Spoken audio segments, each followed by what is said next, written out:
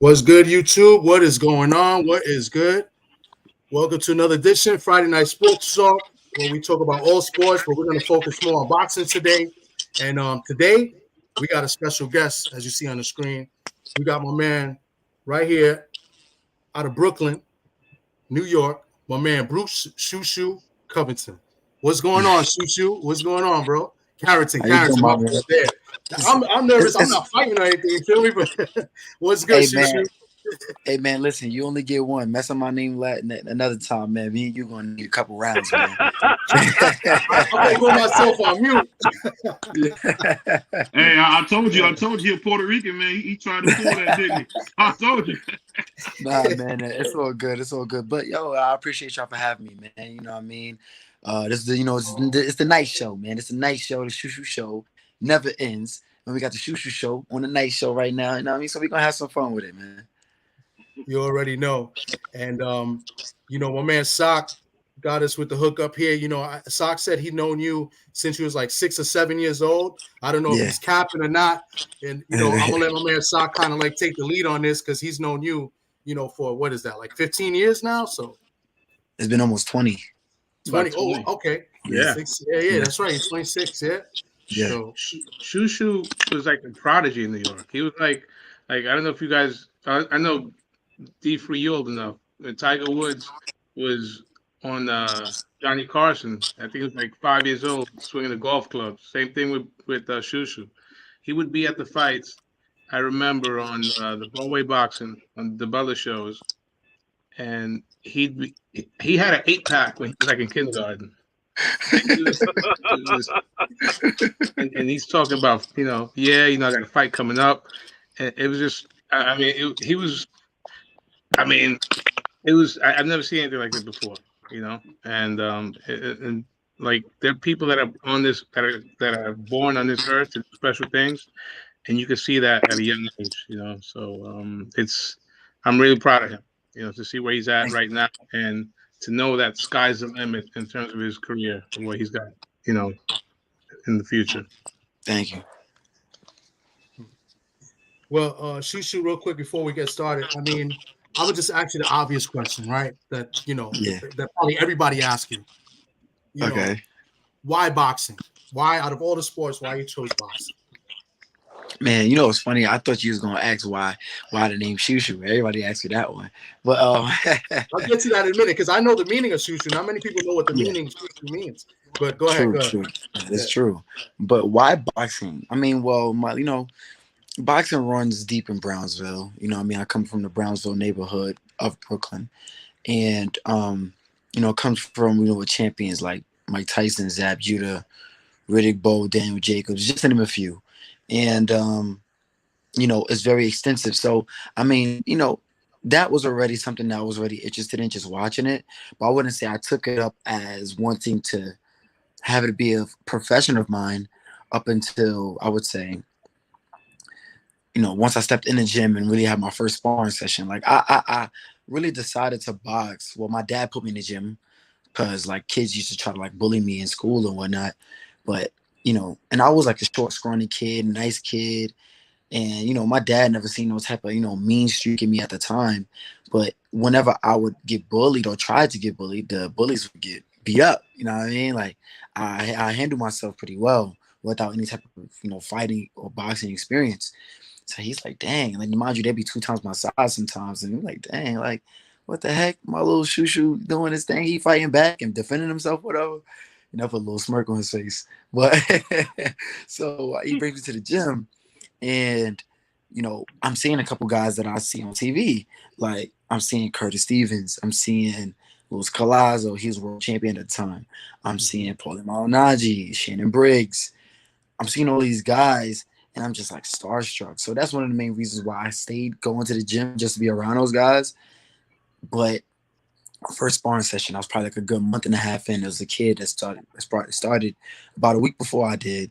And, he was just annoying me, trying to compete with every little thing that I did. And, trying to get on the bike and, use the bike before I did and do little petty little kid stuff.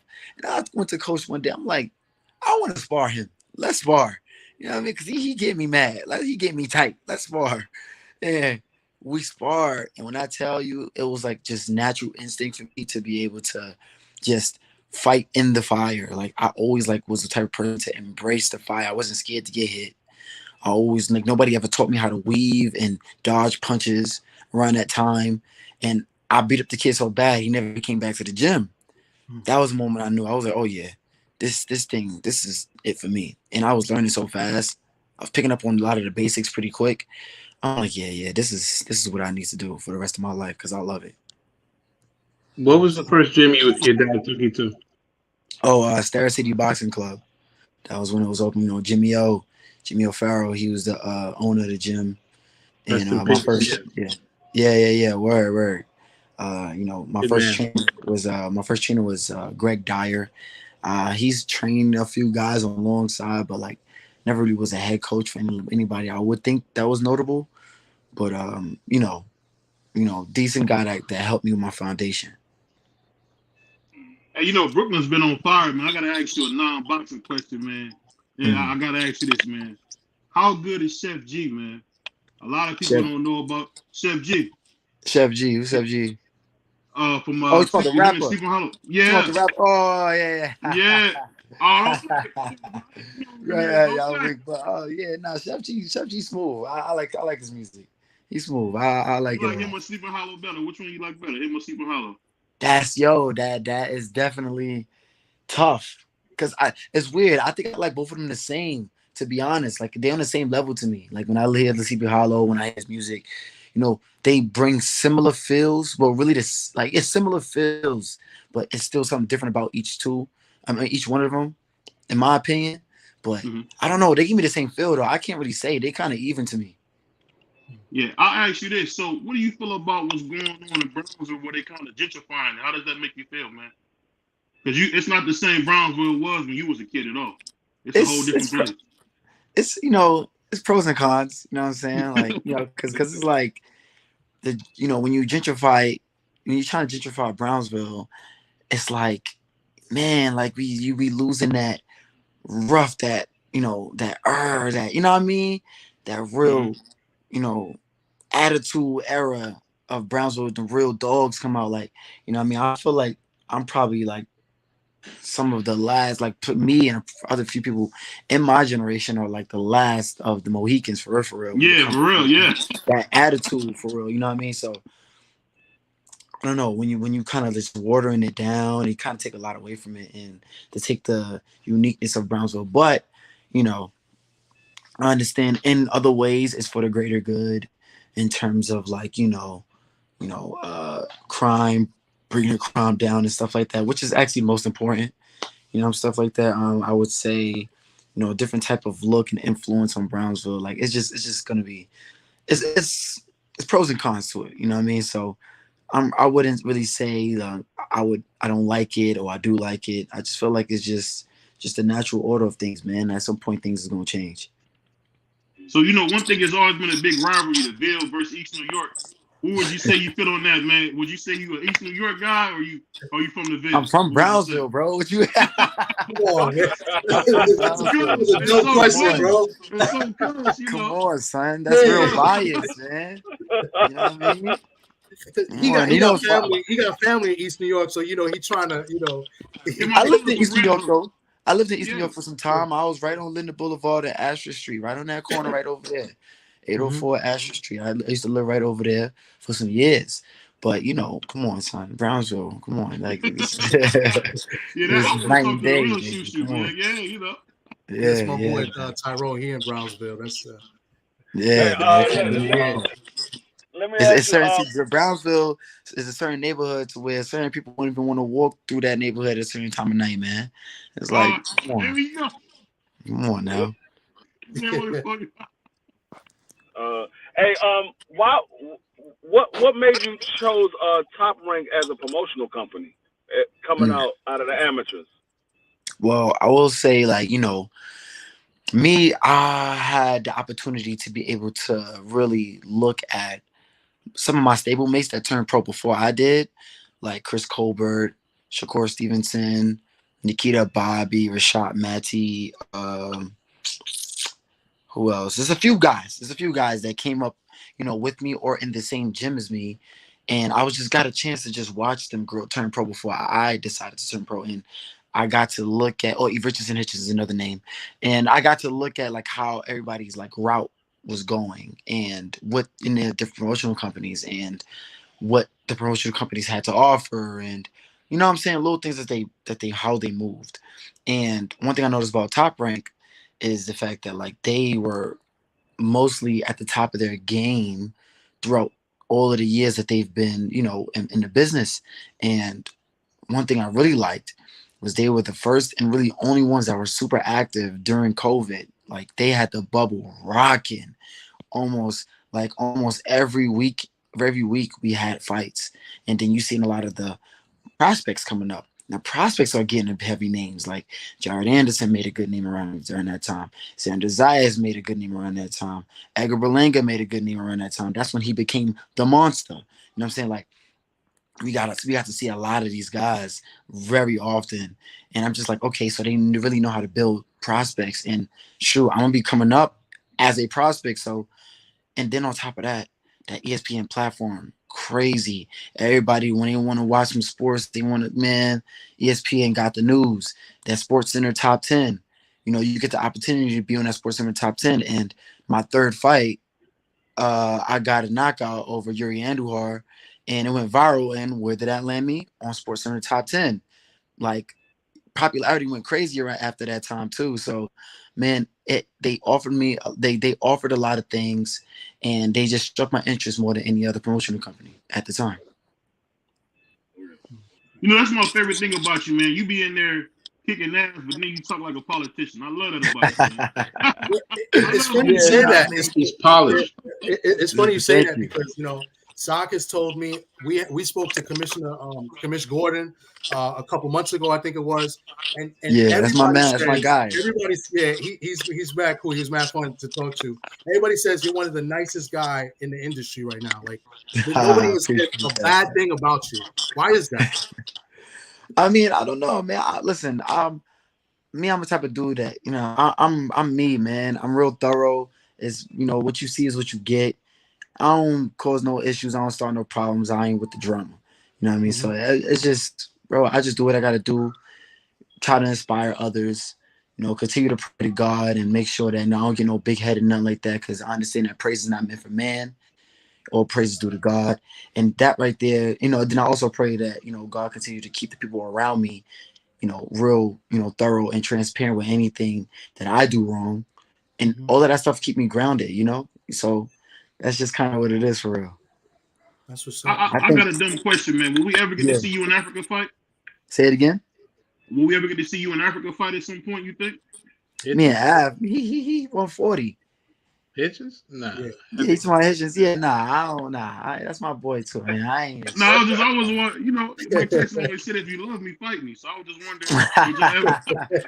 Right. If you make the money, you know what I mean, right? You know what I mean, but nah. He too big, bro. He 140, man. He's a 140, bro. I ain't even touched 130 yet. I'm comfortable at 126. Yeah, y'all over here trying to jump me up 3 weight classes. You already put him on a higher pedestal. What we do, man. When we see that type of skill, man, it's rare because you're a slick fighter, but it also we can see that ring generalship, that's not an everyday thing. That might be light to you, but it's pretty impressive, man. You really, really are smooth in the ring. For a guy without a ton of fights, man, I'm telling you, I've been impressed with what I'm seeing, man. You're really gonna be a champion one day. Thank you, man. I appreciate that, and I truly do believe that, man. I really believe that I will become champion in the next year and a half. I would say, you know what I mean, because I really do believe that, my style and what I bring to the table is undeniable, and I'm very aware of that. I know what I bring to the table to my fan base. I know how I present myself. And I know how marketable I can be.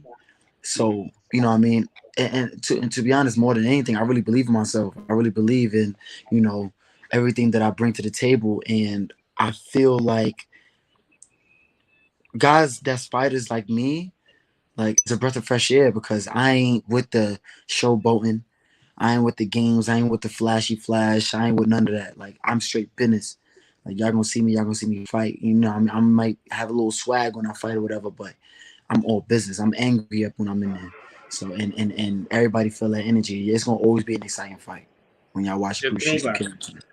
Yeah. You know, I would love to see. I would Throwback. love to see you one day against my guy Brendan Figueroa. How would that fight go if you and Oh Fig yeah, got man. I love to fight Brendan Figueroa. That dude is an active guy. You know what I mean? He throws a lot of punches, but there's ways to, stop that. There's ways to slow that down. That's why Mayweather has been able to be successful with all of his 50 fights. No matter who he fought, how many punches they threw, he ended up making sure that they slowed down their pace and they fought his pace. So this thing is all about strategy. It's all about being the technician in there. And yeah, I've already figured out ways to deal with that. Yeah, let me ask you this. I know you don't know your boxing, man. Who you think won that fight between Ford and Castillo the first time? Oh man, I still have Floyd winning a close fight, 115-113. Oh, But yeah, no, I still have Floyd winning that close yeah. fight. Just cause like he was landing more of the effective eye-catching shots early on. Like he stole a lot of early rounds before Castillo was able to really start to put leather on Mayweather and make it a closer fight. But Mayweather took too many early rounds to where it was like, all right, like people forget it's round by round. It's not who gets beat up the worst. It's round by round, bro. You know what I mean? Like it's like Yeah. Provodnikov and Timothy Bradley. Timothy Bradley got beat up worse that fight, but Provodnikov lost a lot of those rounds. You know what I'm saying? So that's how you got to kind of think about it and look at it when you're watching these fights. And Mayweather definitely won that fight. In my opinion, 115-113. The second fight, though, he made sure he put the nail in the coffin, though.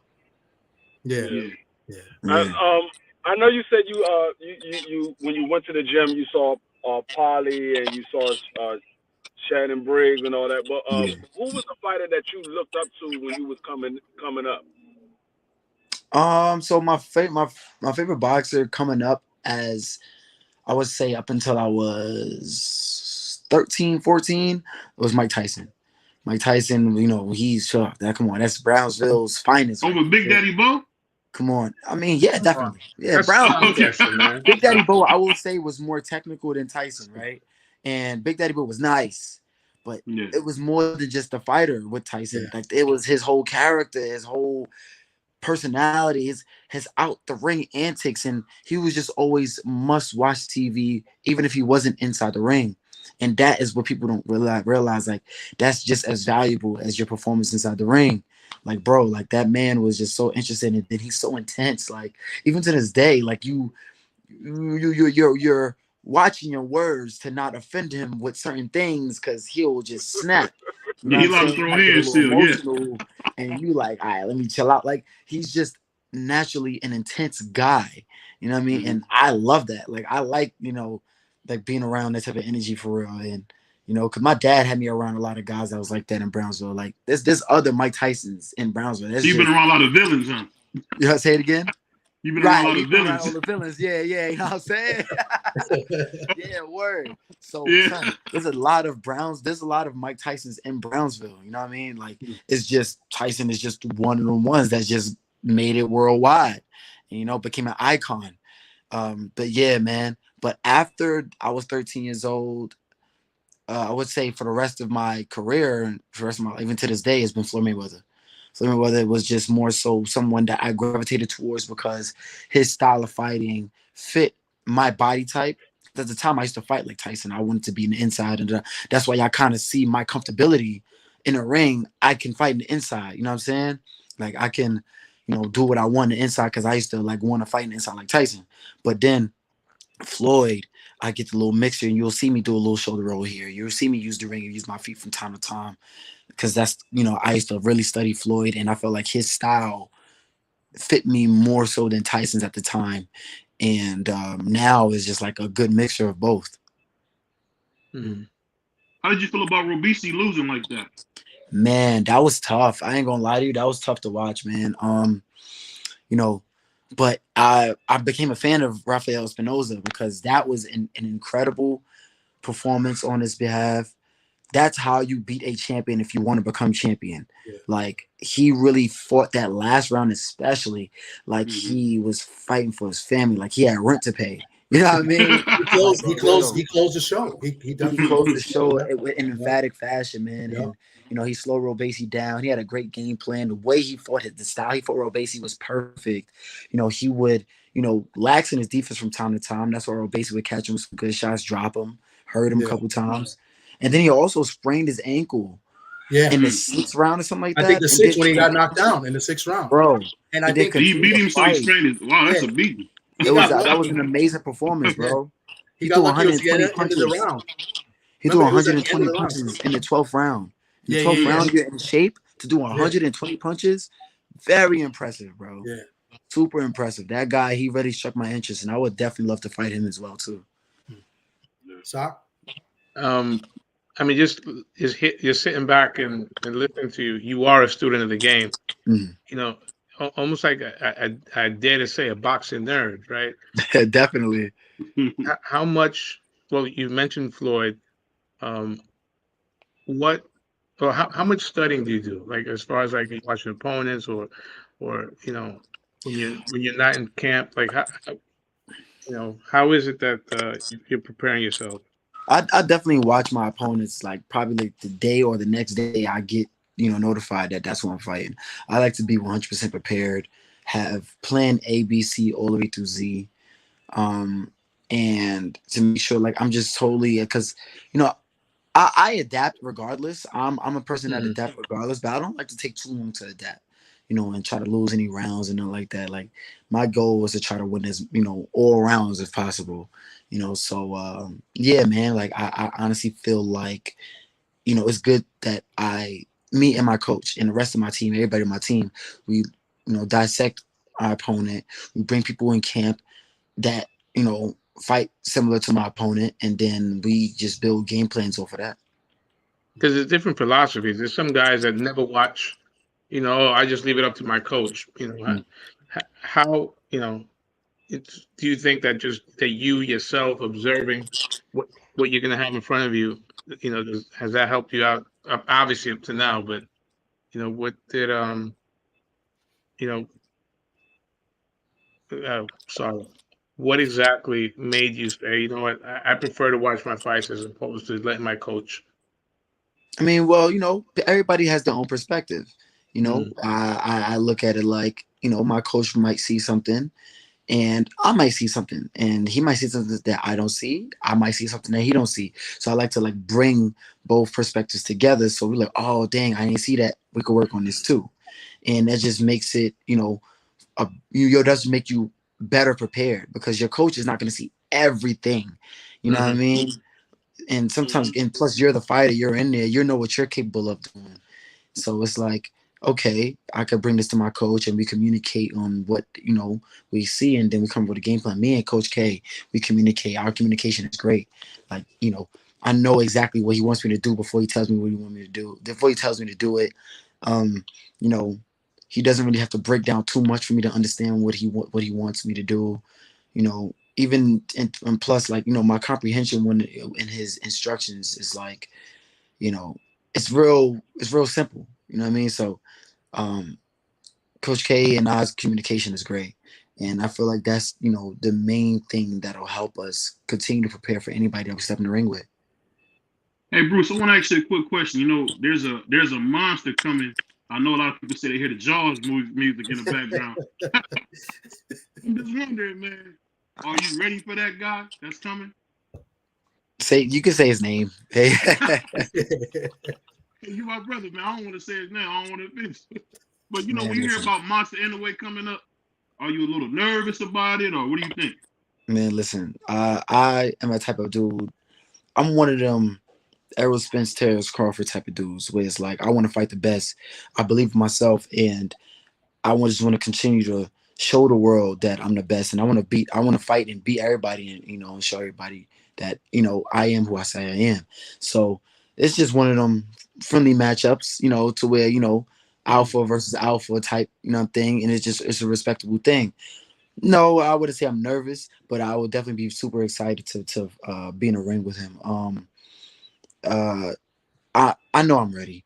I know I'm ready, but granted, I understand like I only got 10 fights in. I got to build my marketability, blah, blah, blah. So I understand and respect the game. So I know it's going to be time, up until I, fight guys on that caliber. But me, I know what I bring to the table. And also, I study him as well, too. To be honest, I'm a fan of him in a way. I'm so much of a fan that I study every little thing about him.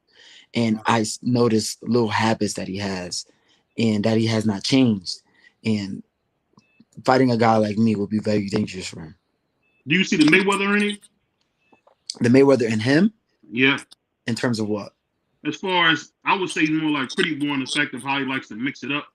He's kind of willing to throw a little bit more. Not when he was hurt, but like full, when Floyd had everything.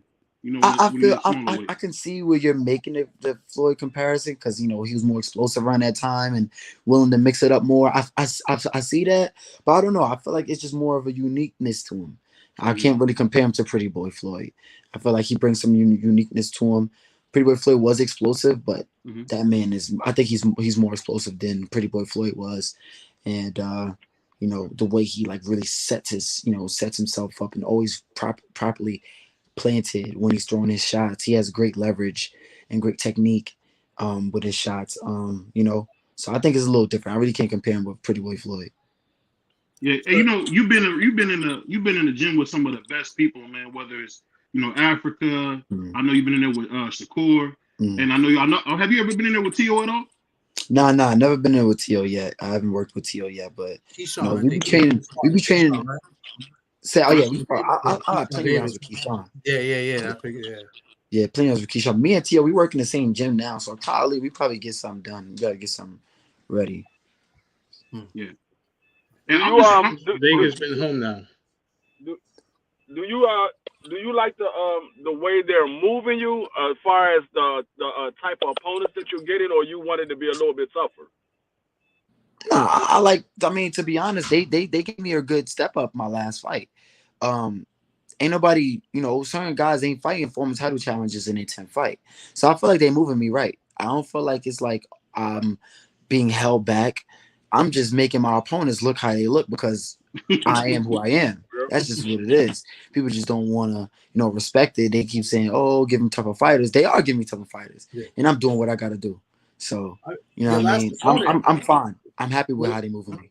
Your last opponent has been in the ring with Valdez, went 12 with Valdez, and he went 10 with Adam Lopez and Christopher Diaz, and you ended him in 2 rounds. I mean, and that was a worthy opponent, and that moved you up. I believe you're now ranked 11 in the WBO.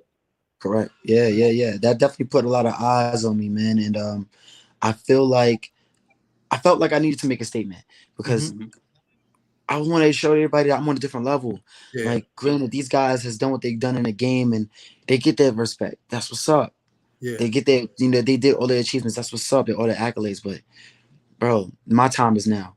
And it's my time, and I'm about to take over the game, man. I always said to myself, and me and my dad, we was always like, yo, like, everybody having fun right now. This is their time to get as much as they're going to get. Once I turn pro, it's over. Nice. It's the Shu Shu show, and we come in to do damage. The one who rises above all. That's right. That's right. What's that? That is the Egyptian meaning. That is the Egyptian meaning of Shu Shu. Yes. Man, like I throughout everything I've been through in my life, man, all of the ups and downs, all of the, even me like losing my brother, to gun violence and everything, and still being able to kind of use that energy of anger and everything as motivation to be able to put on for myself, my family, for my hood and everything like that. I just look at that saying and I'm like, okay, like it seems pretty fitting. Yeah. You know what I mean? Like even that's why, the Forever Ike is what you're referring to. So they know, If I could ask you one last thing, I want to ask you, man, how big a role does your faith play into your life, man? Because it looks like that's a very important thing to you. Oh, definitely, man. It's super important. It's 100%. Because without faith, man, I'm nothing. I put all my faith in God. I put all the work in. He's given me a gift, and I'm gonna continue to appreciate it, and and groom, and treat it. I mean, I'm just gonna continue to show God that I appreciate the gift that He's given me, and my faith in God, wherever road he takes me into, I understand that it's God's plan, it's not my plan, because my plan might take me somewhere I don't even need to be. You know what I mean? So my faith plays a big part in my life, big part in boxing, big part in my day-to-day. You know, I just feel like I remember when I was getting ready and for the Olympics in 2020. I won the whole Olympic trials and got on the team and did everything I'm supposed to do. Yeah. And then COVID hit, no Olympics. Yeah. Okay, qualifiers got pushed back another year. Then the qualifiers get canceled, no Olympics. Dang, so what are we going to do? Shu, you can't go to the Olympics. We got to take the guys that was number one back in 2019. I'm like, dang, like, bro, like, I done trained all my life for this, and this door's going to get closed in front of me. Like, I always wanted to become an Olympian, like, but I just kept the faith because I know he had other plans for me. And then what's the first thing that comes up? My pro debut, fighting on the undercard of Tyson Fury and Wilder 3. Like, that was major. And I was like, wow, okay. So I'm super glad that, things happen the way they happen at the end of the day. Nice. I got one last thing for you. It's not really a question. I just want to say, I see you a real student of the game. You got a good head on your shoulders. Man, keep doing what you're doing. You got the whole TWT family behind you. We support you 100%, man. Keep doing what you're doing. Thank you. I appreciate y'all, man. I really do appreciate y'all for having me, man, for real. Yeah, hey, we appreciate you, man. Hey, and I want to send a shout out to my brother Sock, man. He's black like me. He don't like to say it, but he's black too. I'm brown, actually. Whatever. How the Dominicans I'm brown myself.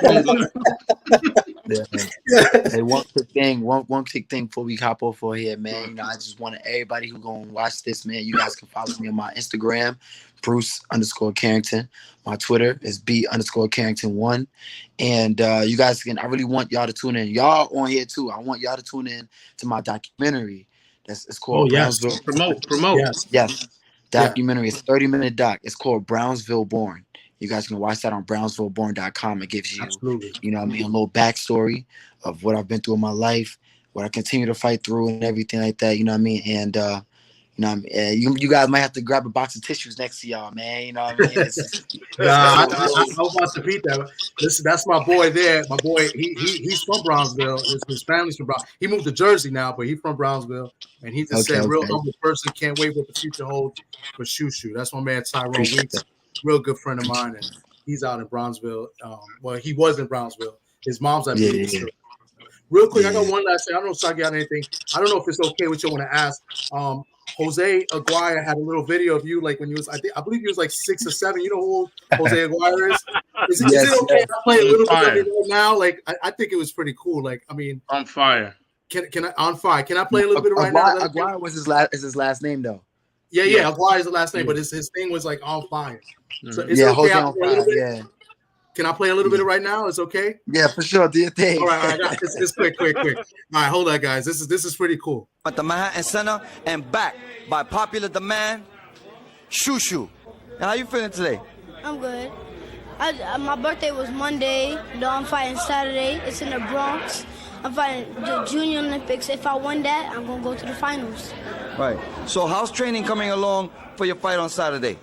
The training is good. I got my jab on pack, but my slipping, my power. I'm gonna knock him out. Right. So, what does it mean to you to be able to represent in the Junior Olympics? Me to represent in the Junior Olympics. Yeah. How does it feel to you to represent? I think I'm gonna feel happy, I'm going. Sometimes every time I fight, but sometimes I be shy to fight. I be scared a little. But when I go in the ring, I drop that, do my thing.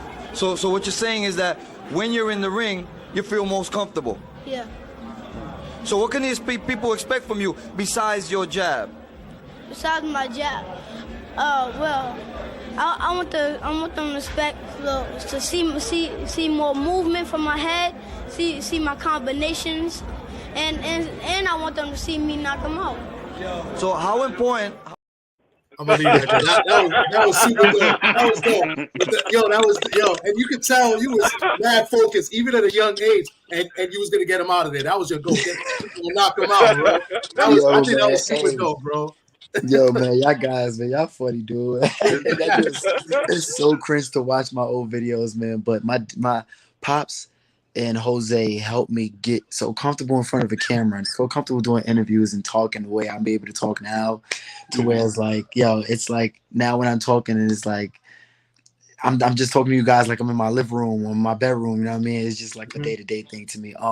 Yeah, but Jose, man, like he was one of the first guys to really put me on the scene. Like I was the only, like, you know, little dude on boxingscene.com around that time, and it really pushed me, you know, to new heights, and, you know, little early promotion and popularity coming up in Brownsville and whatnot, and Brooklyn as a whole, to be honest.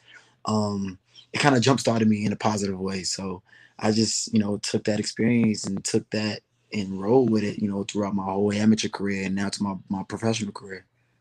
Nice. I was gonna get the one with you with the Mike Tyson tattoo. Yeah.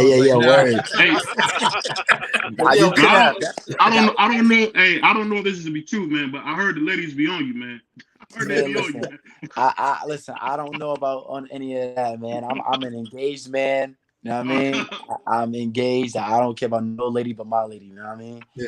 But I will say that Mike Tyson interview, though, that Mike Tyson tattoo, that was a better interview than the one you just put up. I wish you did put that one up. I should have picked that one. You should have put that one up. Yeah, man. But yeah, guys, you know what I mean? Yeah, man, I want to kind of, you know, thank y'all for putting me on the show. And I really appreciate y'all. You know, Sock, I appreciate you for hitting me up and get me in tune, everybody, man. And hopefully we can do this again. Absolutely. Thank you. Appreciate you donating the time. And go ahead, Sock. My fault. I'm sorry. No, I was just say appreciate your time. As a parent myself, hearing you talk about your dad and plus the relationship I have with my father is just is heartwarming. You know? And if the world had a better relationship with their father, it'd be a much better world, man. Definitely, Yeah. I agree. Yeah, it's cool, bro. Like I said, sky's the limit. Sky's the limit. Yeah. Thank you. Shu Shu, I appreciate you, man, and I appreciate your time you gave to us, man. I look forward to seeing you again. You was mad humble, mad cool. I met you first time, and you was mad cool, dude, like a regular person, and that's why I appreciate you, and that's why I respect and love you, and I wish you nothing but the best. Hopefully, I see you soon, and thanks again, bro. Is there a date coming up? A projected date, February, March? Something in February for sure. Cool. I'm hoping it's February 16th. We'll see. Yes, because I'll be there. I'll put them promos up. Yeah, already, you know. Right, y'all stay tuned. I appreciate y'all. Right. Thank you. All right, God bless, man. God bless. All right, man. That was what a good brother. Man. What a good brother, man. Real good. Yeah. Real quick before we continue with our thing, but Geeko, Sock. Yes. The plug. Thank you very much. My man Sock, you know, hooked it up. You know, he's got a good relationship with a lot of these dudes. And, you know, Sock's a nice guy, no matter what BVO says, you know what I'm saying? So I just want to just openly thank you. Thanks to Socrates Palmer, my man, you know, one of my best friends in the world. You know what I'm saying? He's black and he's Dominican. All right, BVO? El Negro. And I appreciate Sock. You guys can go ahead and we could, you know, continue. But that was dope. Yeah, man. You know, he's genuine. You know, you know, I think he's very transparent. It is, you know, you get what you get, and he said he was going to come through, man of his word, and you know, he appeared on the show, man. And like I said, not because he was just on the show. I really think, you know, next time we have him on, you know, and I mean, in the future, we're going to refer to him as champ. You know, I think he's going to have a really, really bright future and a great career. Yeah. You know, shout out to you, Sock, man, because when you in the community doing stuff for kids, man, it's a very hard thing. You don't get a lot of love for it. But those kids remember that, man. You know, a lot of the kids call me Uncle Buck. I'm telling you, man, salute to you doing that, man, because you don't know what you're doing, how that affected somebody's life, man. And it's good to hear that, man. Because, you know, hey, as black brothers, man, we always do this. So it's always good to see you carrying on that tradition, man. Like Whitney said, children are the future, right? For sure. But Yeah, now we hey, go ahead. Dub Right Side, that documentary is tonight. Yeah. The documentary is tonight. Hey, I gotta ask you this, Stock, man. And I haven't got to talk to my brother, man, in a minute. So what's going on with this whole Devin Haney Tank thing? Who do you think is gonna win that fight if they do fight? I don't know. I mean, it's. I mean, right now, I mean, Devin Haney. Okay, there's always like recency bias, right? I believe in that. Mhm. Devin looked amazing. I mean, the way he handled Regis Prograis. I mean, he looked like the second coming of Sugar Ray Leonard. Oh my God! You know, it Real was. quick, I'm sorry, I'm going to cut you off. I apologize dearly because I didn't acknowledge the chat. I was watching the chat. I saw all you guys. I really appreciate everybody that came through, whether it was BVO's channel, my channel, or D Free's channel. I appreciate it. I wanted to, extend this to D Free and BVO because this, BVO is a little, funny dude, but I like BVO. He's funny. He's entertaining. I like BVO. D Free's been on many times. I consider him a brother as well. And, what I'm saying? I wanted to spread this out as much as possible because I really do believe that Shu Shu's going to be a future star. And I just want to acknowledge everybody in the chat. If I know I didn't shout you guys out, but I saw you and I love you and I appreciate you guys coming through and checking this out. So y'all guys can go ahead. I wanted to do it because I usually shout out the chat and I didn't get to do it. So. Well, Tom, you from the Bronx, and we know you can't read. I mean, wow. That's a lot to ask, brother. Wow. Go ahead, Sock. I cut you. My bad, bro. Go ahead, my brother. Yeah, I mean, Devin looked amazing. A couple of weeks ago, he was dominant. But I don't think Regis is Tank. And however, I mean, Tank is whoever's got the leverage, right? I don't think that Devin Haney gets in the ring with Tank without some sort of stipulation. They were the first ones to make a big deal of the rehydration. Devin supposedly weighed 160 something pounds when he fought Regis.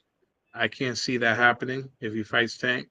So little things like that could play an advantage. If they fought tomorrow, I mean, I like Tank. I still do. I think Tank has that one factor. That could change a fight that he's losing. For 33 minutes. He's got that one deciding factor. So I'm still going with Tank. I think that's a fair point. Even though Devin kind of had a soft touch versus Regis, I did like what I seen. And the thing I could say, he looked like a natural 140 pounder.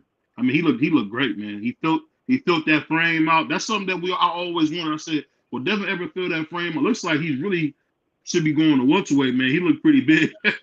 But seeing him fill that frame out, man, the boxing was on point. The ring generalship was there.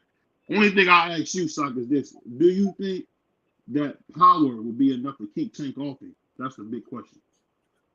Speed is power, and when fast hands are coming at you, that gets you a little gun shy, And the shot that you saw, I forget, what was it, the third or fourth round that Regis went down?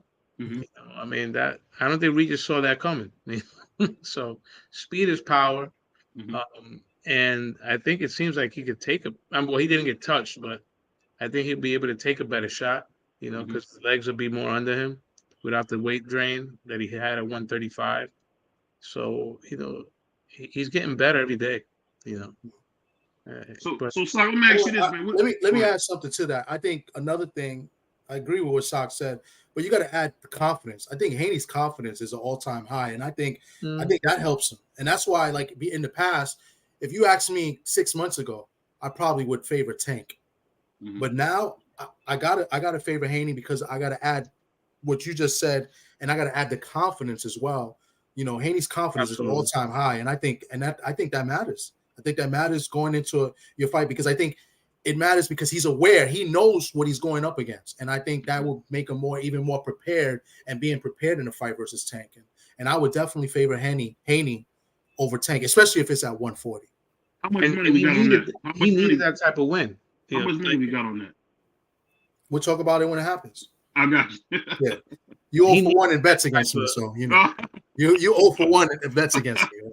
My Seahawks beat your Browns, so I'm 1-0 against you. he needed that type of win to legitimize himself, because a lot of people, including myself, I don't think he deserved that Lomachenko win, but he needed that type of dominant win against a legit world champion, So, yeah, I mean, Devin right now, like his stock is high. We'll speak about that stock because a lot of people have been out here with these crazy takes as if that wasn't stolen from Lomachenko. I want to know what you think about that. Oh my! Well, you already know what Sock thinks. I never heard it. I never heard what he heard. He just said it. Well, I thought Loma did enough to win. But look, a lot. I don't think Devin won that fight, but that's neither here nor there. It's like it happened, all right, and Devin's moved on, and he had a dominant performance his next time out. It's are they going to fight again? Maybe not. I don't know if Loma will be able to go to 140. No, he could barely be 135. Yeah, yeah. How would you categorize that? Was that probably one of the worst robberies you've seen in the last 20 years? Or it's not a robbery, bro. You're off the deep free. I don't know how you do it. Well, you know what? We have a week left in the year, right? Mm-hmm. I mean, it's not. I don't think it was the worst decision. I thought the worst decision of the year was the fight that ended the way it had to end, which was Chris Colbert's decision win, and it got avenged, by what's the guy's name, Tom? No, Rayo. So karma. I mean, when you play in the pickup game in the park, ball don't lie, right? Yeah. We had some inside information on that too. I mean, and we didn't even need the inside information. We already kind of knew because we had a fighter the week before Ofacio was on, and Ofacio told us on the air, on live, that he was going to spar Colbert the next day. And I think we questioned, like, what? Why is he sparring a week before the fight? So, So I mean, I wouldn't call it a robbery, but I thought Loma did enough to win, in my opinion. There's you ask 10 people, some people say Devin did enough, so it's subjective. Boxing, that's why there's 3 judges, right? And let's face it, Devin is the guy that the industry could get more out of. He's what, 25? Yeah. I feel bad because you seen Loma at the end. He cried like a baby, man. I thought he was Asian. He was crying so hard, man. It was just a sad thing, man. I thought he was Asian. Didn't you suck? He was crying that hard, man. I thought he was Asian. But that being said, man, I know we got another big fight coming. And actually, you and Tommy were the first ones to tell me about this.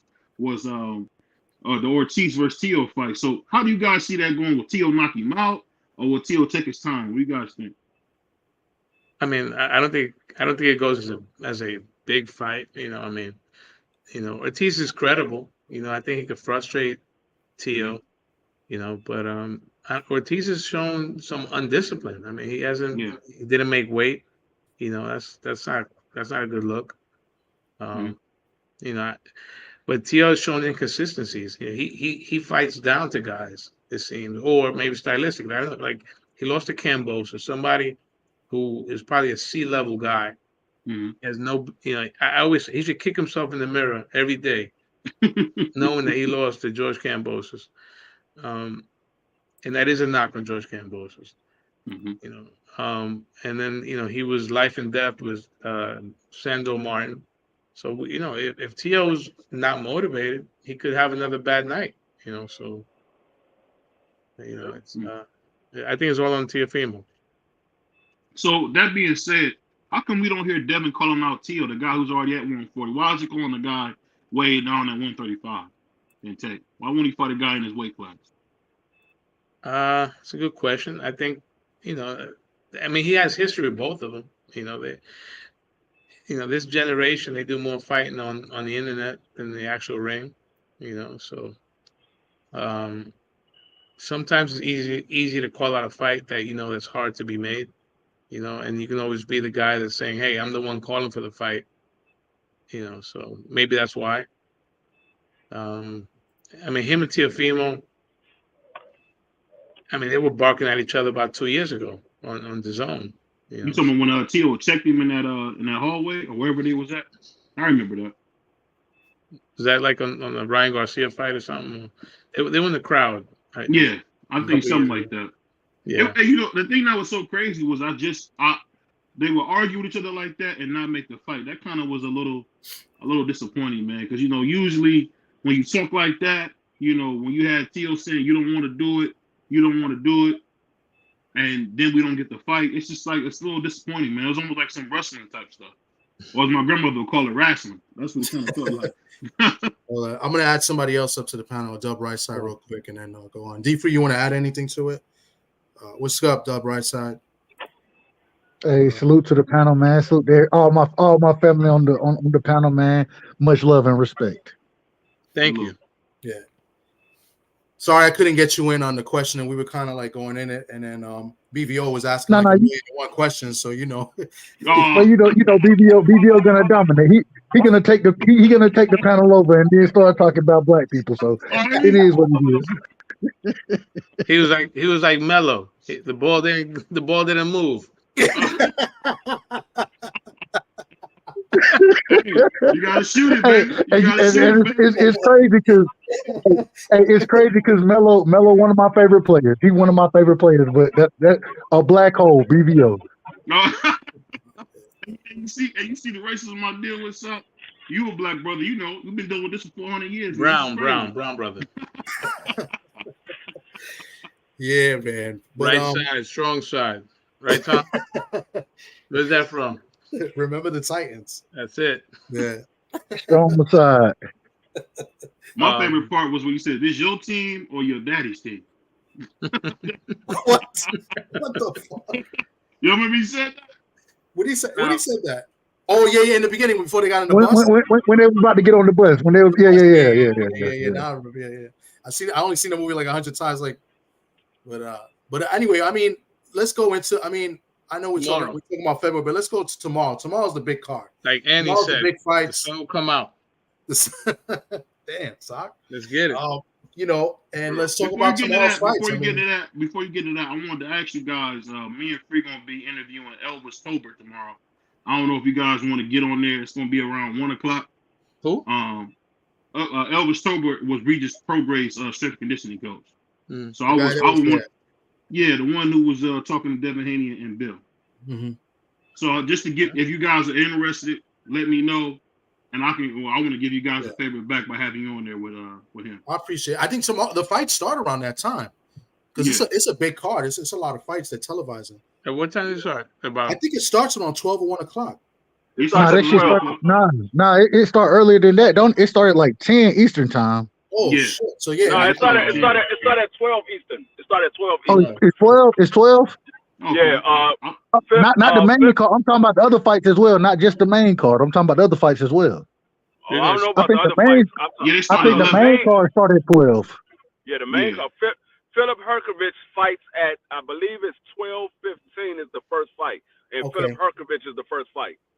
But I think he opens up the main card. I think there are other fights that happen before that fight that's going to be on that card that'll happen earlier in the day. Oh, you talking about that Frank Sanchez fight? Yeah, Frank. You're right about it. It's gonna be like 10 o'clock. You're right about that because Frank Sanchez is fighting on the prelims. You know, we just watch boxing. So. That's the main card. That's the main card. All of those heavyweights are the main card. He talking about before the bell. Before the bell. Okay. All of the heavyweights is the main card. Is Ja Opalet? Is he on the main card? And is I don't even know the other two brothers' name, and I can't call their name, but I don't think they on the main card. So I think there will be fights before it, but I think the main card does start at 12. Yeah. Okay. Yeah. All of those guys that you saw at the press conference, they all part of the main card. Okay. Bivol's part of the main card too. I mean, he's not fighting. Bivol is like the Bivol on the main card. Yeah, Bivol's on the main card. That cruiserweight, he's on the main card. I can't pronounce his name. He's like, I think Bivol is like the third fight, and the cruiserweight is like the fourth fight. Okay. Yeah. There's a lot of fights. I mean, but there's still, I think, and then you still have the Hergovich fight, but I think there are two more fights that'll be before that. Yeah, that's what I was trying to pronounce. Thank you, so I couldn't pronounce his name. That's exactly what I was thinking.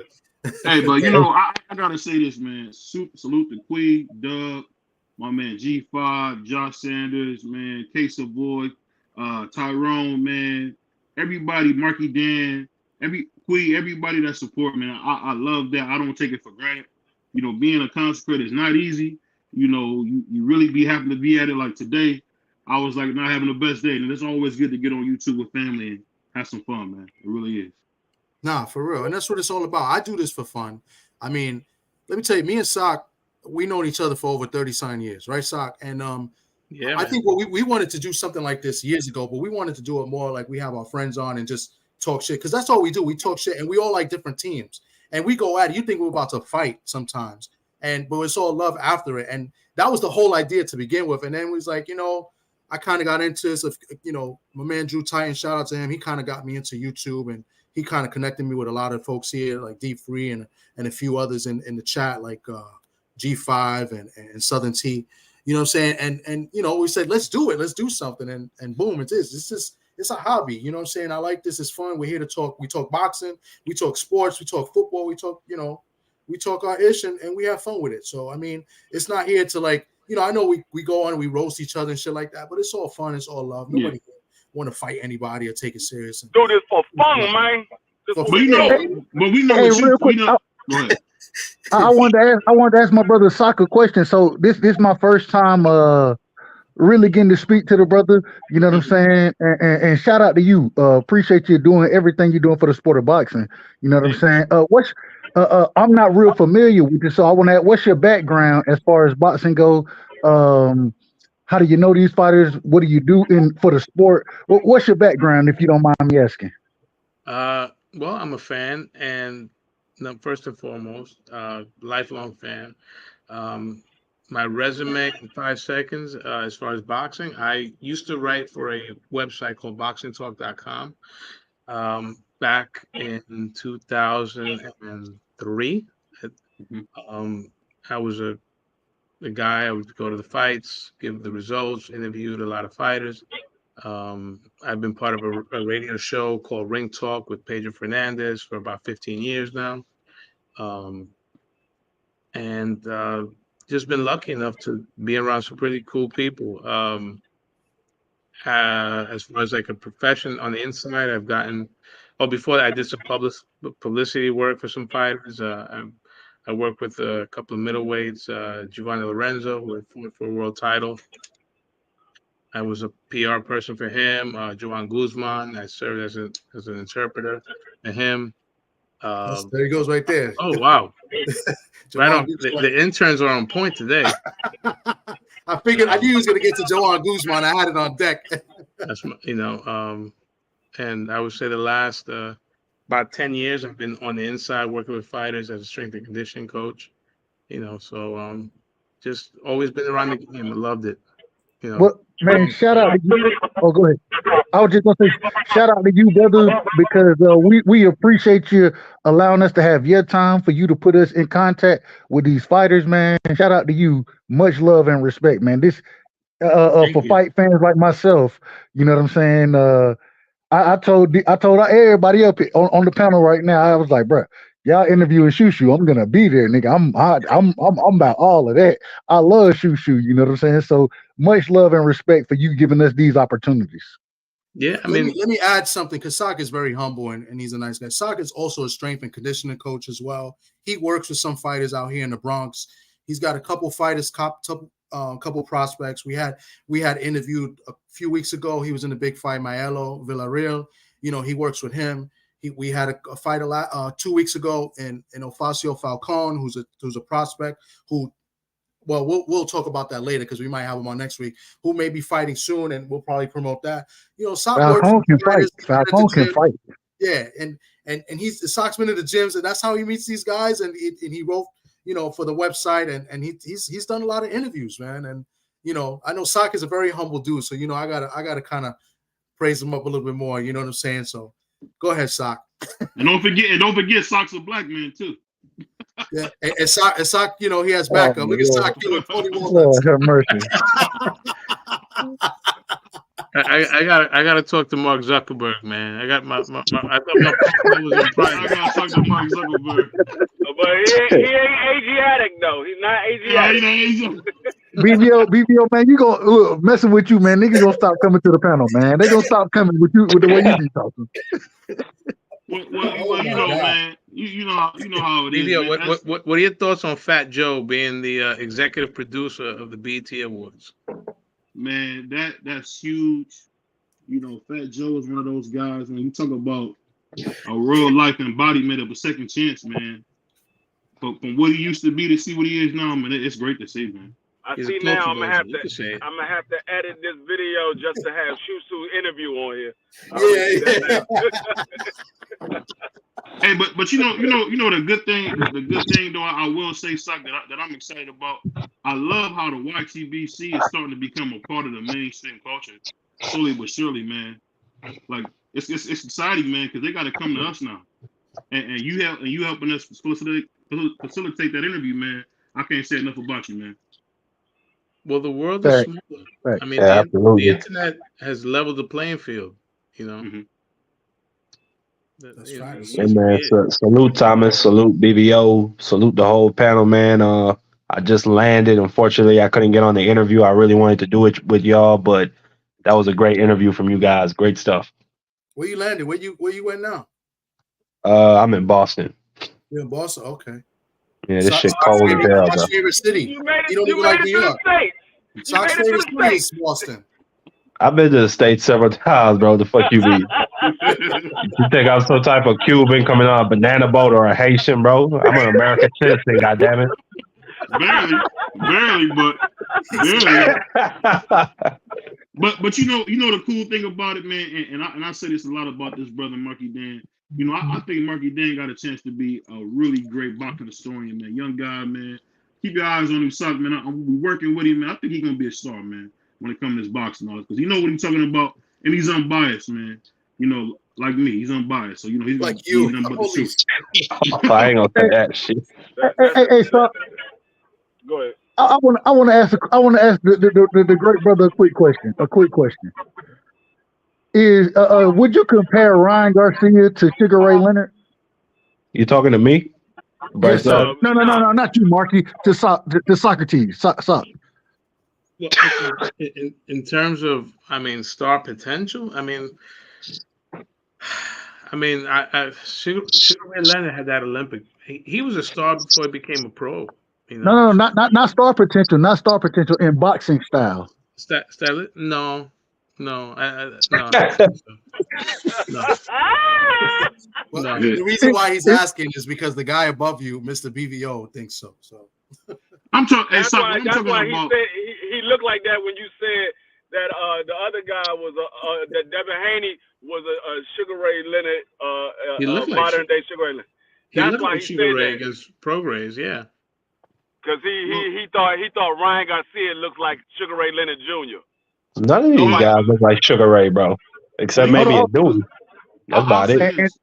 But then he compared Devin Haney. He said that Ryan Garcia was Sugar Ray, and Devin Haney was Paula Malignaggi, and that Devin would beat Ryan Garcia. Would Paula Malignaggi ever beat Sugar Ray? Absolutely not. Sugar Ray Leonard would end Paula Malignaggi. They fought right now, yes, because Sugar's about 60-something. So I got to Paulie. Sugar will beat him right now. No, I don't. He will beat him to death. Hey, you talking like BVO right now? Yeah, I tell you, I'm taking that from you, bro. Doc likes Paulie. I know Paulie. Paulie's a good guy. We're trying to get him on the show. You know that's not Paulie. Don't, you know, I think Paulie don't get enough respect. You got a lot of people that spread propaganda that say he's a racist and all this goofy stuff. No, he's not a racist. Which is, to me, I think it's preposterous. At the end of the day, I think we all say things that people might not like, but as far as skill set, I think Paulie's very underrated about how skilled he was, man, because he was not the biggest guy, and for sure he wasn't no hard puncher. He was still able to win two legitimate championships, no Mickey Mouse belts, man. I think Paulie don't get enough love, man. He really don't. I think you're spot on. There's a lot of guys with more talent that didn't get as far as Paulie did. Yeah, he's an overachiever. You know, we give him credit for that, but you know, when he went up against Broner and Porter and Devin Alexander and really the top guys, I mean, he lost. He didn't fight Devin. He didn't fight Alexander. No. Wow. Yeah. His last championship, I believe he won by knockout, which is Yeah, he crazy. did. He beat The Russian. the Russian guy. His last Cinderella story ended.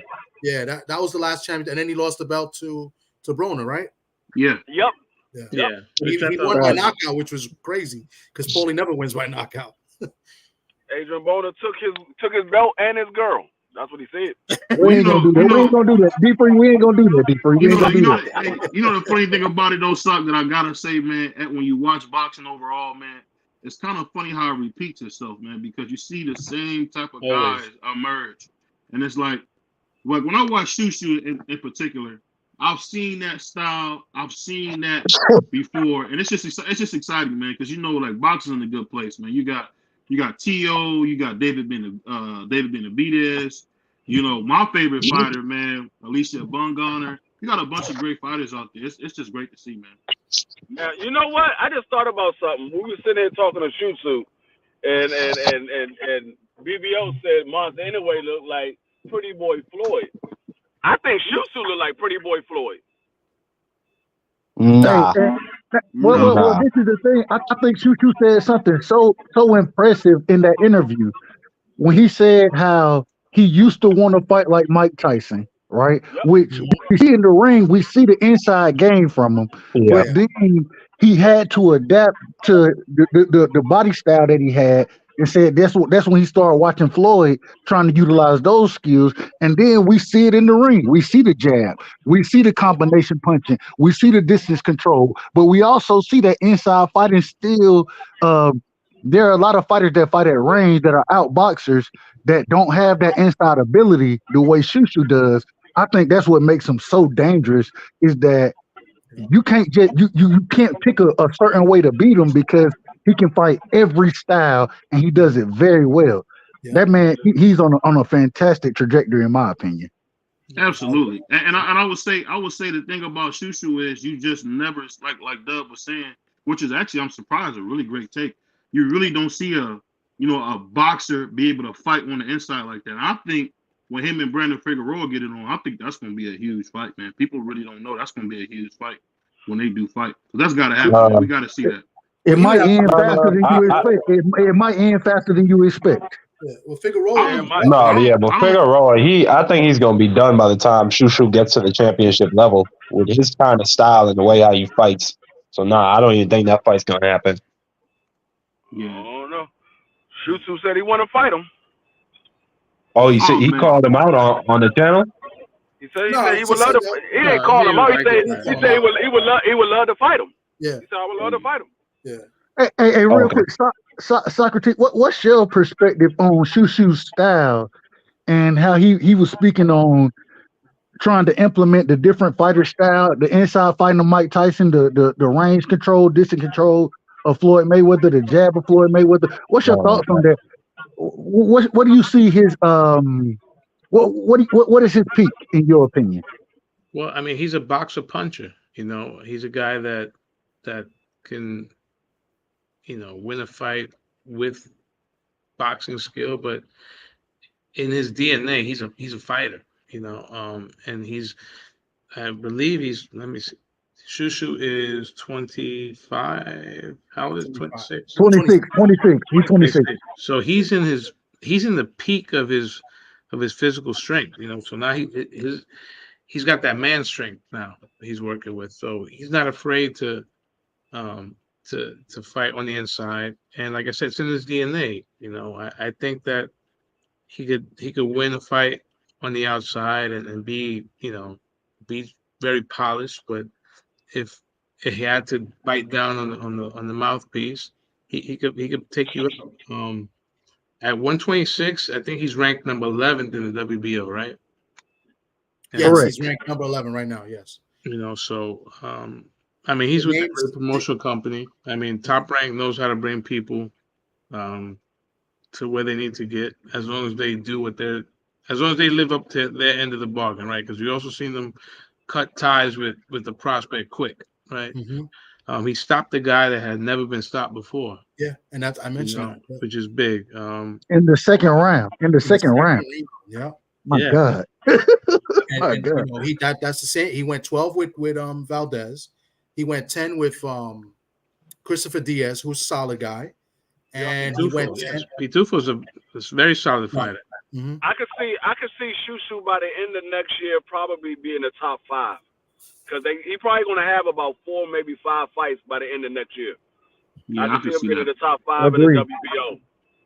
So right now, so Espinosa's the champ, right? And Yep. Yes. so now you have another prospect who's kind of neck and neck. He's got a little bit of a name, more name, Raymond Ford out of Jersey. Yeah. He's Nah, big Raymond enough. Ford, he's way farther ahead. He's fighting for a title now. Yeah. But this is the problem. Raymond Ford. First off, I done seen Raymond Ford, and I like Raymond Ford. I'm a fan. But at the same time, I done seen him put on some bad performances. I think, and this was the question I wanted to ask.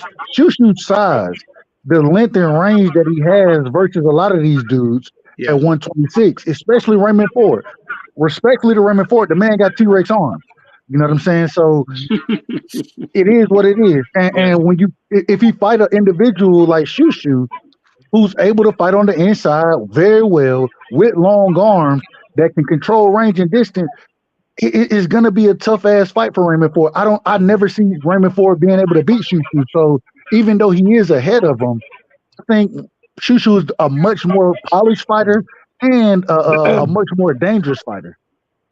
I like Raymond Ford, Dub. You know, you're right. He had a couple questionable performances against Edward Vasquez and the other Mexican dude he fought, but I really like him, bro. He's fast, has an excellent jab, knows how to keep the distance.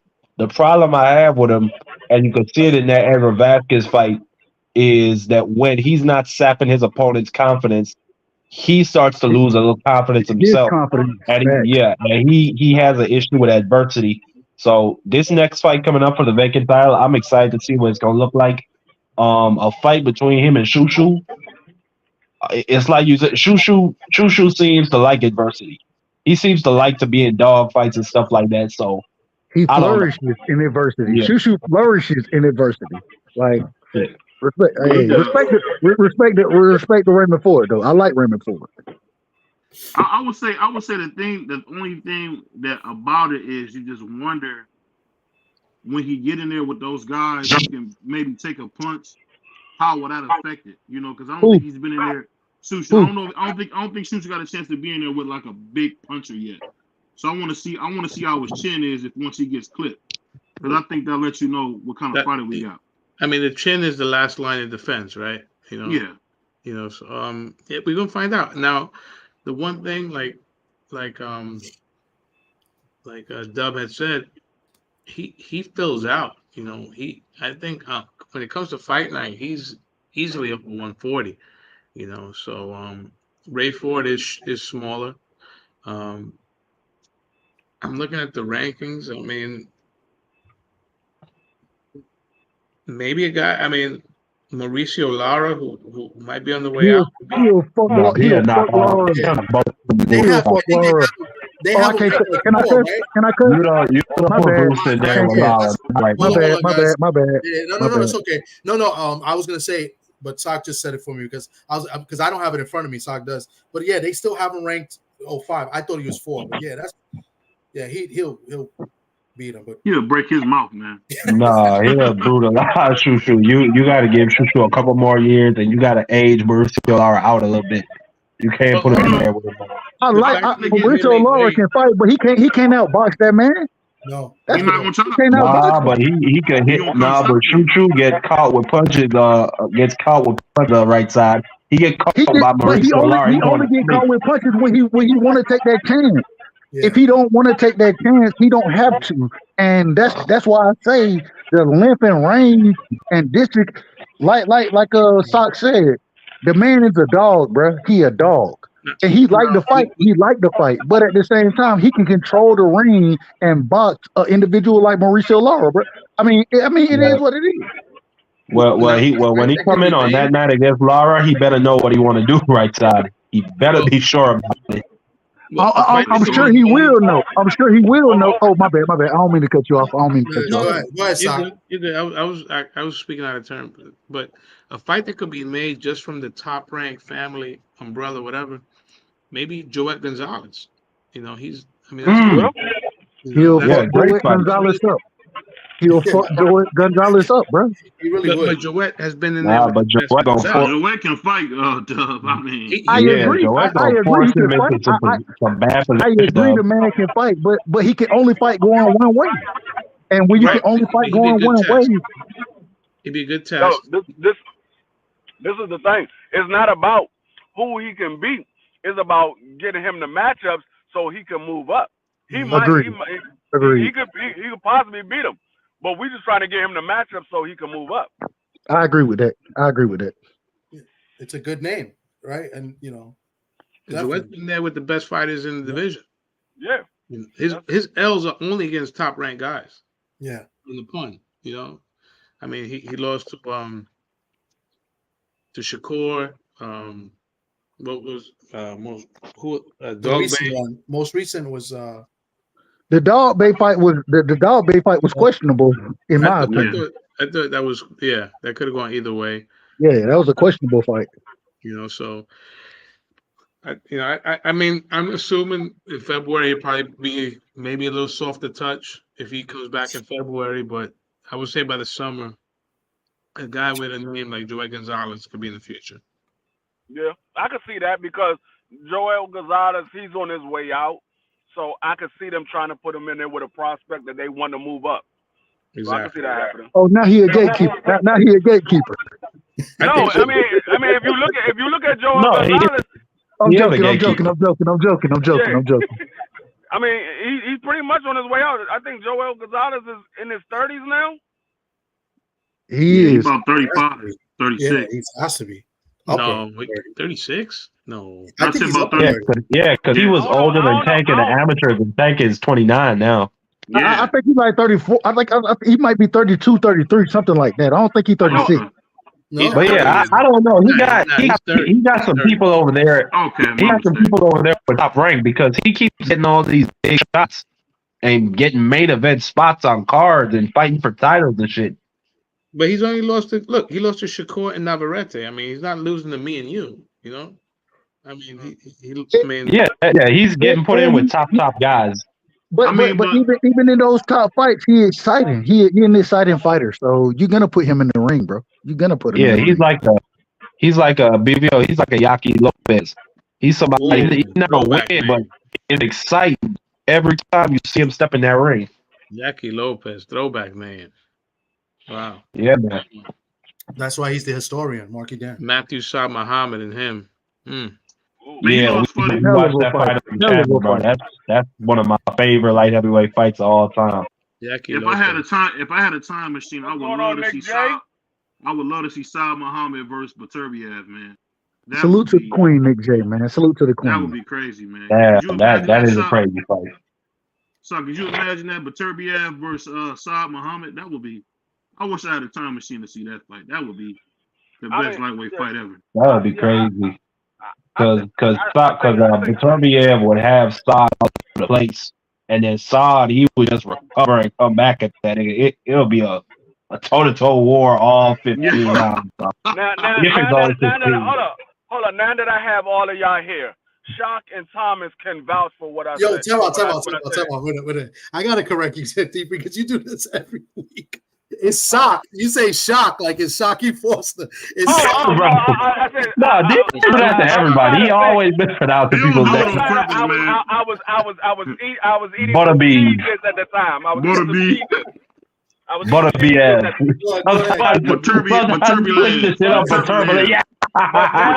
Now that I have all of y'all here, and y'all was on the panel when we interviewed Arthur's trainer, did he or did he not say Arthur do not know who David Benavidez is? Yep. Yeah. He said it right here on the show. He said it. Okay. He said he does not watch other boxers. He does not care. Maybe the guy he's fighting that particular time, he'll watch some film, but he does not know who Benavidez is. He doesn't watch other boxers. He doesn't watch boxing. I think that's what he said. That was a quote. But that's nothing crazy because I've heard a lot of fighters say, and I think us as fans, because we not boxing, we watch the sport, we watch everybody. Whereas a lot of these fighters, they focusing on their craft You know what I'm saying? They're not really worried about other fighters. They're not even paying attention to other fighters. They paying attention to what's in front of them. So I don't think that's something too far Uncommon. fetched. Yeah. I don't think it's too far fetched. It's not uncommon. Yeah. Yeah. You know, I think the thing stuff that always get me is Beterbiev is being robbed of getting the opportunity to show his greatness, man. Because I think he might be one of the best lightweights to ever touch the ring. And I feel like heavyweight. Light heavyweight. Sorry, light heavyweight. I had a deep free moment. My bad. I mean, if he beats Bivol, he's in the conversation. You know, if he watches Bivol, like, but the thing is, I mean, his biggest enemy is the calendar. You know, he's 40. Yeah. You know, he doesn't have any bad habits. You know, from what I understand, his lifestyle is training, his religion, family, and training. That's it. Very Spartan lifestyle. He from the same place that Khabib or Khabib is from, respectfully. I think it's Kazakhstan, I believe, but I could be wrong. He came up fighting in the streets, Dub. He was breaking people up. No, I ain't saying. I'm saying where he's from. I ain't saying exact. You know, that's all I'm saying. But I'm just letting you know how they get down in Dagestan. That's all. But I wanted to ask Sock, man. If it came down to if that fight happened for undisputed, right? Beterbiev versus Bivol, who do you have winning that fight? I think if it happens within the year, I got Beterbiev, but the longer it you know, I got to favor Bivol. You know, I'm not sure if Bivol has the punching power to keep Beterbiev off of him. No. I could see Bivol winning the first 4 or 5 rounds, but is he going to have enough to keep that dude, you know, at bay? Yeah, but his feet though, that's the thing. To cut. His feet. Oh, let him finish. I got it done. What? My bad. Beterbiev is cut in the last couple of fights. That's a factor too, and like his age. All things even, who I think is Beterbiev. Mm-hmm. If they fought same age, you know, no advantage, I would pick Beterbiev. I always favor the puncher, but you know, it's not always the case. You know. Quick question: I done seen some of Beterbiev, whatever his name, respectfully him. I done seen some of his workouts. You being a strength and conditioning coach, what do you think about some of the workouts? I done seen the man with the 45-pound bar rotating it. I done seen different things from him that I ain't really seen from a lot of fighters. So what's your thoughts on his training? Well, it's that old Soviet style of training. You know, that's you know, there's different philosophies when it comes to training. I mean, I personally believe that you shouldn't overtrain. You know, give yourself enough. I think that's probably sometimes the fighter's biggest detriment. You know, guys leave their best in the gym. You know, I mean, it's different. That's the beauty of sports, right? There's a million ways to be successful. I would have to actually be there as opposed to just see little clips. You know, the way my nuts and bolts, my philosophy when it comes to strength and conditioning is I like to condition my fighters as if they're fighting the fight. So a lot of the stuff that I do is based off of a 3-minute round. You know, to be full honest, a lot of the stuff that I got was directly from Alex Ariza, who's a good friend of mine. I picked his brain, and basically that's how you know, if you were to sit in, you know, for a session, that's what we do. You know, we train for a 3-minute round. That's what you fight, right? And it's nonstop pressure, nonstop being able to exert as much strength and speed within that 3 minutes. So last question.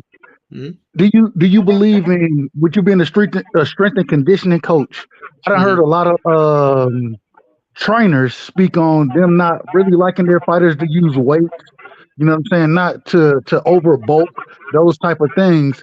And I'm sure you take it fighter by fighter basis. I don't think you train every fighter the same way.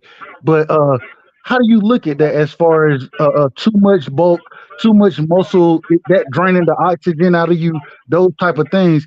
How do you weigh those when you working with a fighter? It depends when we start working. Like if I have a guy, I give example.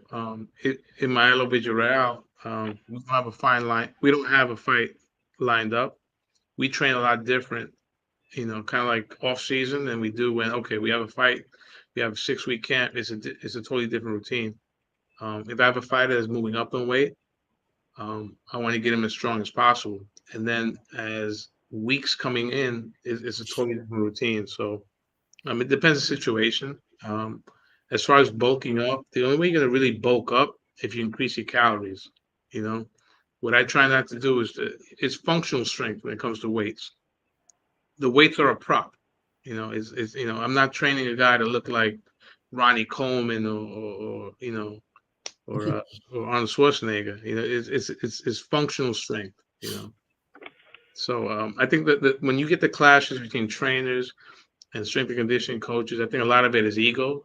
You know, we all have egos. But I think if the guys that are open minded, they know that we have a place in camps. You know, so as long as you're on the same page, I don't know if I answered your question. No. You did. You You answered. know, It depends on what stage we at, what fighter yeah, we dealing with. exactly. It's a bunch of variables, but we're gonna utilize depending on what you got going on. We're gonna utilize Mhm. the weights accordingly for It each also depends fighter. So how old the fighter is. If I I ain't mean saying work about with age. guys towards the end, I'm not going to train them the same way as someone who's got 10 fights. Like I said, a lot of guys get burned out.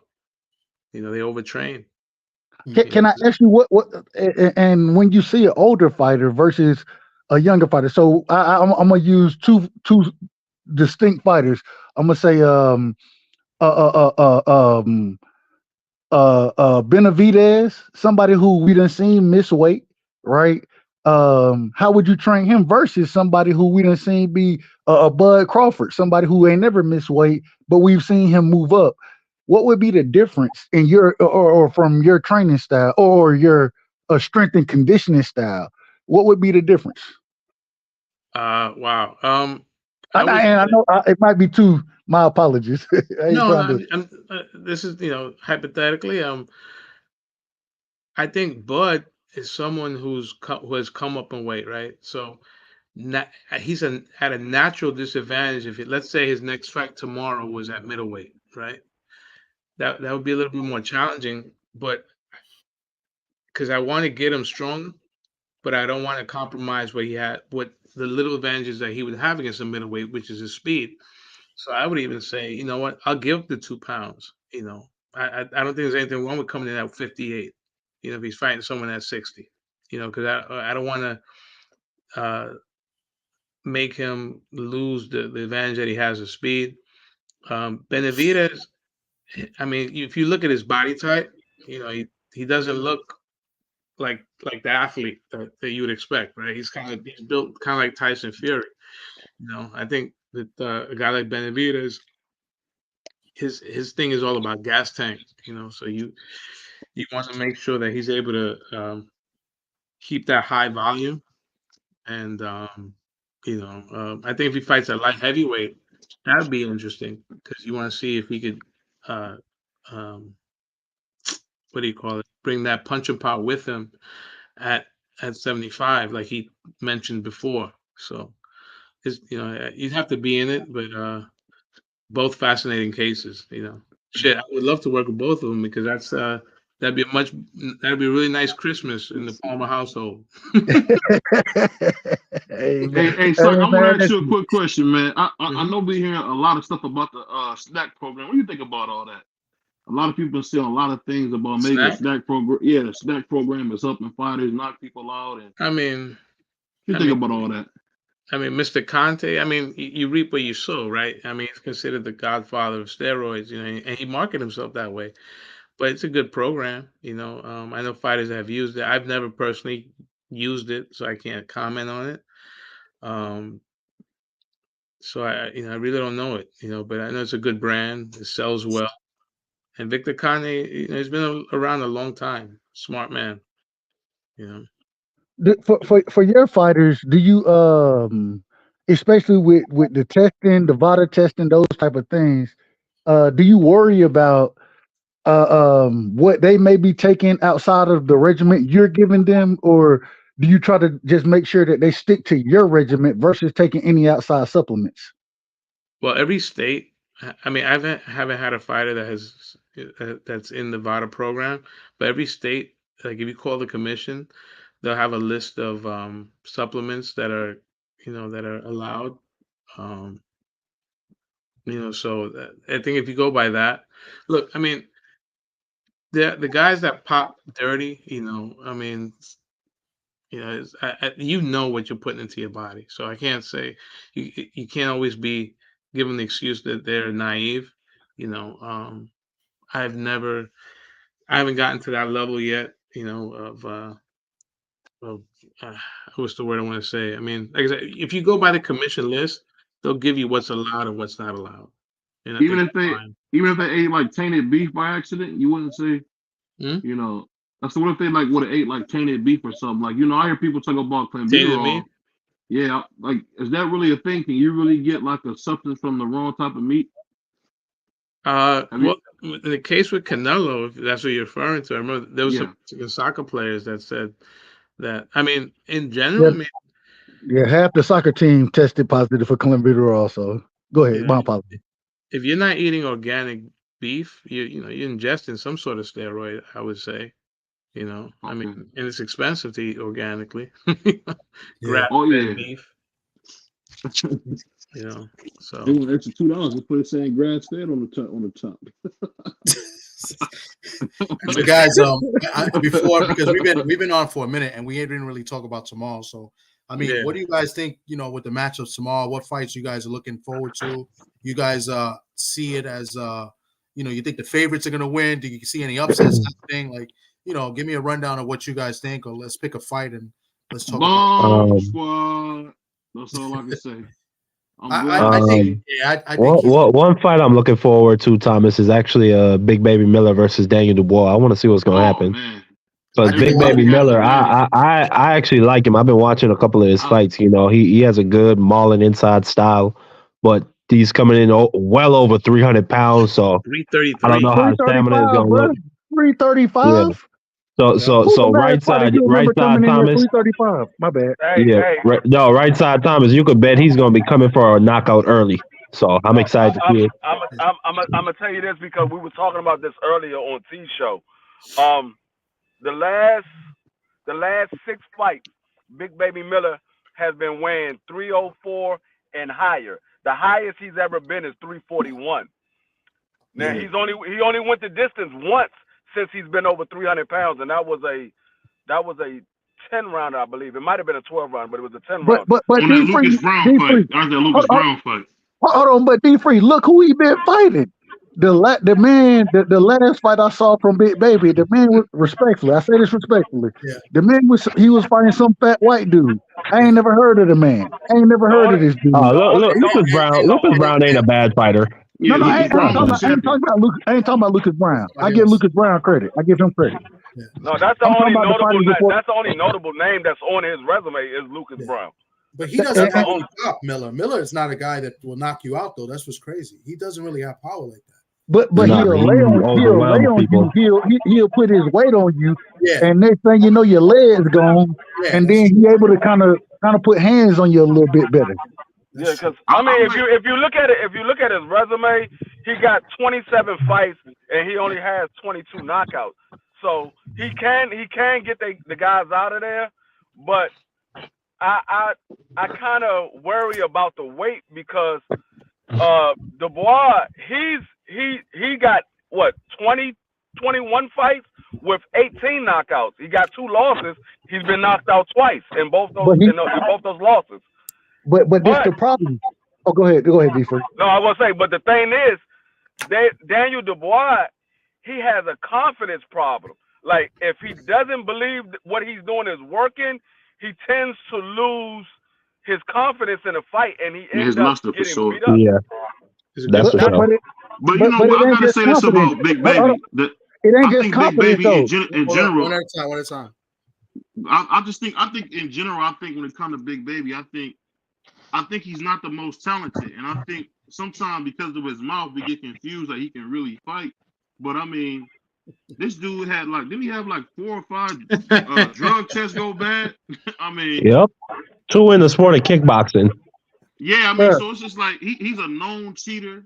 But I will give him credit though, man. The thing about it is, I seen the man. He accepted his shahada and stuff.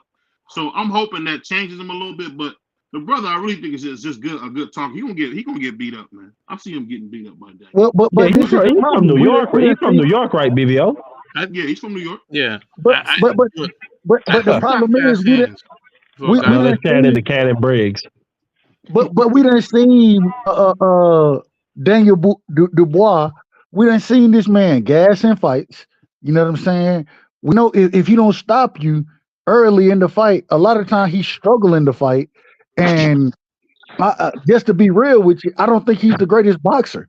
He ain't got just great boxing skills. I ain't saying Big Baby dude, but what I will say is that if I think it goes one or two ways. I think either Daniel Dubois got to get him out there. He got to get Big Baby out early. If you don't get him out early, I think that Big Baby gonna lay on him, lean on him, put his weight on him, wear him down, make him gas, and then Big Baby gonna stop him somewhere in the 9th or 10th round. Those are the only 2 options I see in the fight. Yeah, and you're right side, because Daniel Dubois, all he really has is that right hand. His jab is garbage, trash. Yeah. He got a hell of a body shot though. He got a hell of a body shot. Yeah, he'll make you throw up. Did he get a raw deal against Usyk? Yeah, he did. That was a legal shot. That was a legal shot. Yep, it was right on the waistline. That shit pissed me off so bad. We were about to have the first ever Grenadian heavyweight champion. Puerto Rican ref. He was robbed. He was going to lose the next fight, though, man. It wasn't like he was going to win the next fight. It is what it is. Buster Douglas achieved history. That's on his name forever. Yeah, that's true. It was because of a Puerto Rican ref, right, BVO? Yep. No, I didn't know the ref was even Puerto Rican. But hey, let me ask you this, right, son. He's a Puerto Rican. It all makes sense now. Yeah. But honestly, I know we will never know. But I think Usyk would have got up if the ref would have counted. I think no, he wasn't getting up. He was out of it. I think he's milking it. Yeah, I think he was milking it. Okay, even then, he was getting stopped. The way how he went down, no, absolutely not, bro. He was out of it. An Academy Award for that? He's been down like that before. At least the Golden Globe. When you go down from a body shot like that, from a big heavyweight like Dubois, you think that you could just gonna be fine 10 seconds later? No, that dude would have been out.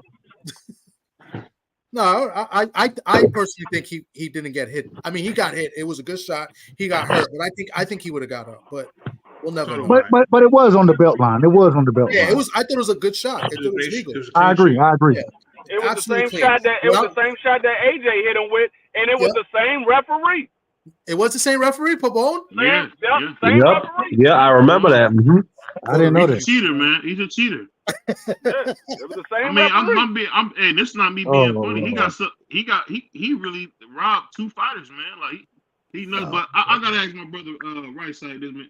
What you think about Anthony Joshua out there pouting and not looking like himself? I mean, usually up there with like 50 niggas. You seen him by himself this time. What's going on with Joshua, man? Is something wrong? I think he's in the toughest fight out of all of them. I think out of all of them, yeah. Chance for an upset. Oh yeah, for sure. That's a tough fight. Chance for an upset is him. I know. My fault, Dub. We cut you off, and the question was for Dub, but I just want to throw this out there. But Joshua's energy has been very, very awkward. I don't know if you guys peeped that. Like his energy and just his his vibe and like his whole appearance and his he's his over it, man. Language has been off. He's over. No. I think it's been like that since he lost to Usyk the first time. His energy has been off. It's been kind of weird. Yeah, this is who Joshua has been, man. It's just that I think he don't care no more. I think he's done trying to be I think he's done trying to be Russell Wilson and trying to kiss babies and be the good guy. It's like, fuck you niggas now. I tried to be a pillar of the community. I tried to be an icon. You niggas hated it. So fuck it. You think so? Listen, if that's the case, I'm sorry. I keep doing this though. I'm so sorry. Come on, Puerto Rico. I think that's a good thing if that's really the case. But I don't even think that's really the case. Go ahead, Dub. Sorry about that. Dub? No, you good, brother. You good. Ain't no problems. Ain't no problems at all. I agree with what you're saying. I think it's a facade, bro. When we seen AJ at his best, AJ he was engaging. AJ was the front runner. You know what I'm saying? He should be the front runner in this fight, in my opinion. The problem is that as quiet as kept, Otto Wallin, that man can box. He can box. And AJ struggled with good boxers. He struggled with good boxers. It's been shown time over time. You know what I'm saying? And so I got AJ winning the fight. I got him winning the fight. But I do think I think it'll go to the decision. I don't know if he can stop him. I don't know if he's gonna stop him. And the reason I don't know if him working with Derrick James. Derrick James teaches a style of fighting that AJ ain't really comfortable with, in my opinion. You know what I'm saying? And so because of that, I do think that there's gonna still be some struggle there. But I do think that AJ he's the better talent. But overall, Otto Wallin, man, he presents every issue for AJ that you don't want to see him in there with. Anybody who can truly box, you don't really want to see AJ in there with boxers, bro, because the man can fight. Yeah, he a good fighter. But at the same time, he ain't no great boxer. And if you can outbox him and frustrate him, we done seen this man get we done seen him get frustrated. And so I did my bad right now. I disagree with what somebody said. Somebody said that AJ versus Wiley, that's the most upset. That's the most likely upset. No, I think it's Wilder versus Parker, and a lot of people overlooking that. Hold on. No, you out your mind. This man has been out the ring 2 years. This man has been out the ring 2 years. Only fought 2 fucking minutes of a fight. The other times we've seen him, he's been getting beat silly by a 280-pound fucking gypsy. There's only one dude that can do him like that. But let me say. Hold on. I wasn't finished. No, but he's a human being, bro. This idea that he's just gonna come back and be a flash in the pan. Okay, bro, we gonna see. No, he's not. The thing is, what you gotta realize. I got 2 things. One, the right side. AJ's not with Derrick James for this fight. He's with another trainer. But he's 2, with the old Ben Davidson. Yeah. But 2. Oh, he went back. He went back. Yeah, he went back. No. He wasn't with Ben Davidson originally. No, he never was with Ben Davidson. Just for this fight. It's only for this fight. But I didn't know that. Shout out to you, D3. But 2 is the thing is with what you got to realize is Parker. Yeah, he's a decent boxer, but Parker is oversized by Deontay Wilder. Deontay Wilder got him 4 inches in height, and he got him at I think a 7 or an 8-inch arm reach advantage. And Parker blocked. You saying Parker is oversized? No. I say, far as Deontay Wilder is the bigger fighter. Deontay Wilder is coming in at 213. That's the best of Deontay Wilder. When Deontay Wilder is at his best is when he's fighting between 212 and 216. Fact. No, 216. Yeah. But another thing is, hold on. Another thing is, guys that's usually smaller than Deontay Wilder, those are the ones that usually get slept early. They usually get slept early because you got to get in range to hit Deontay Wilder. And now you getting in range leaves you in range for his straight right. But the other problem is Joseph Parker, from what I've seen, a lot of times Joseph Parker defense is his face. It's atrocious. You know what I'm saying? It's atrocious, man. And so when your defense is your face, especially against a puncher like Deontay Wilder, I just don't see him winning that fight. I don't see it. I don't agree with that. I think that because you got to remember when he fought the Juggernaut, And the Juggernaut showed us he's not good. I mean, he beat the brakes off of Parker, man. And you see how slow the Juggernaut is? Oh my God. Deontay Wilder is gonna go. This is about to be an execution, man. I think that might be I can't wait for that fight. That might be the most sure bet of the whole night. Super over. That might be the most sure bet of the whole night. I'm gonna put it like this: if Marky Dan's boxing predictions are like his NFL predictions, I think we're looking good on our predictions right now. Hey, this is the thing you gotta remember. Hey, right side, take this. He's a historian, not a predictor. He don't know how to pick dick nothing. But he is a historian. Whoa. Did you just say pick dick? Did you say? See, now y'all want to get on with me. Y'all want to get on me about the Paul shit, but this nigga just said pick dick. What are we talking about? Hold up there, DBVO. Yeah. That's crazy. What did I say? You talking about pick dicking and stuff. What the hell are you talking about? I didn't say nothing about no dick. What are you talking? You sick, bro. You said that. We all heard you. Predicting. You said pick no, that's not what you said. Some shit I like was trying to say predicting. But well, maybe your internet, maybe the Cleveland internet cut out on you.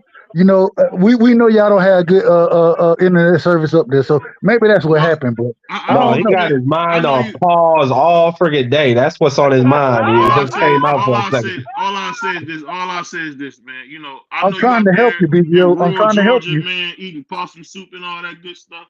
But I'll say this. I think with the hold on, did you say wait. Did you say the right thing from Georgia? Hold on, wait. Did he say hold on, did you say Rome, Georgia? Did you say Rome? I said rural Georgia. Okay, rural Georgia. So you gotta get to hey, that's a fact. I'm from the country. That's a goddamn fact. But that's what I'm saying. I think the funny thing is people don't realize out of the whole card, I think AJ has the toughest fight because I'm gonna be honest with you. If that was anybody else, they would have stopped that Tyson Fury fight. That dude was bleeding like a pig. You're right. I agree. I'm telling you, bro. If that was anybody on the planet, they would have stopped that, man. I was coming. Nah, they didn't stop it because he bitched and cried and moaned the whole time about how I wanted to go out on my shield. Y'all did me wrong. I'm the heavyweight champion. So they left him in there to get beat like a drum. Yeah, what are you talking about? We're not talking about Wallen. You gotta open up your ears, man. Take the Are you talking about AJ or Wallen? We talking about Wallen. He talking about the Wallen fight against Fury, where Fury I was damn near popping out his head. Yeah. No, they wasn't gonna stop that. Because Fury was the A side. Anybody else they stopped that fight. You know what that reminded me of? That was like when Lennox fought the Kitsko, my favorite Vitali.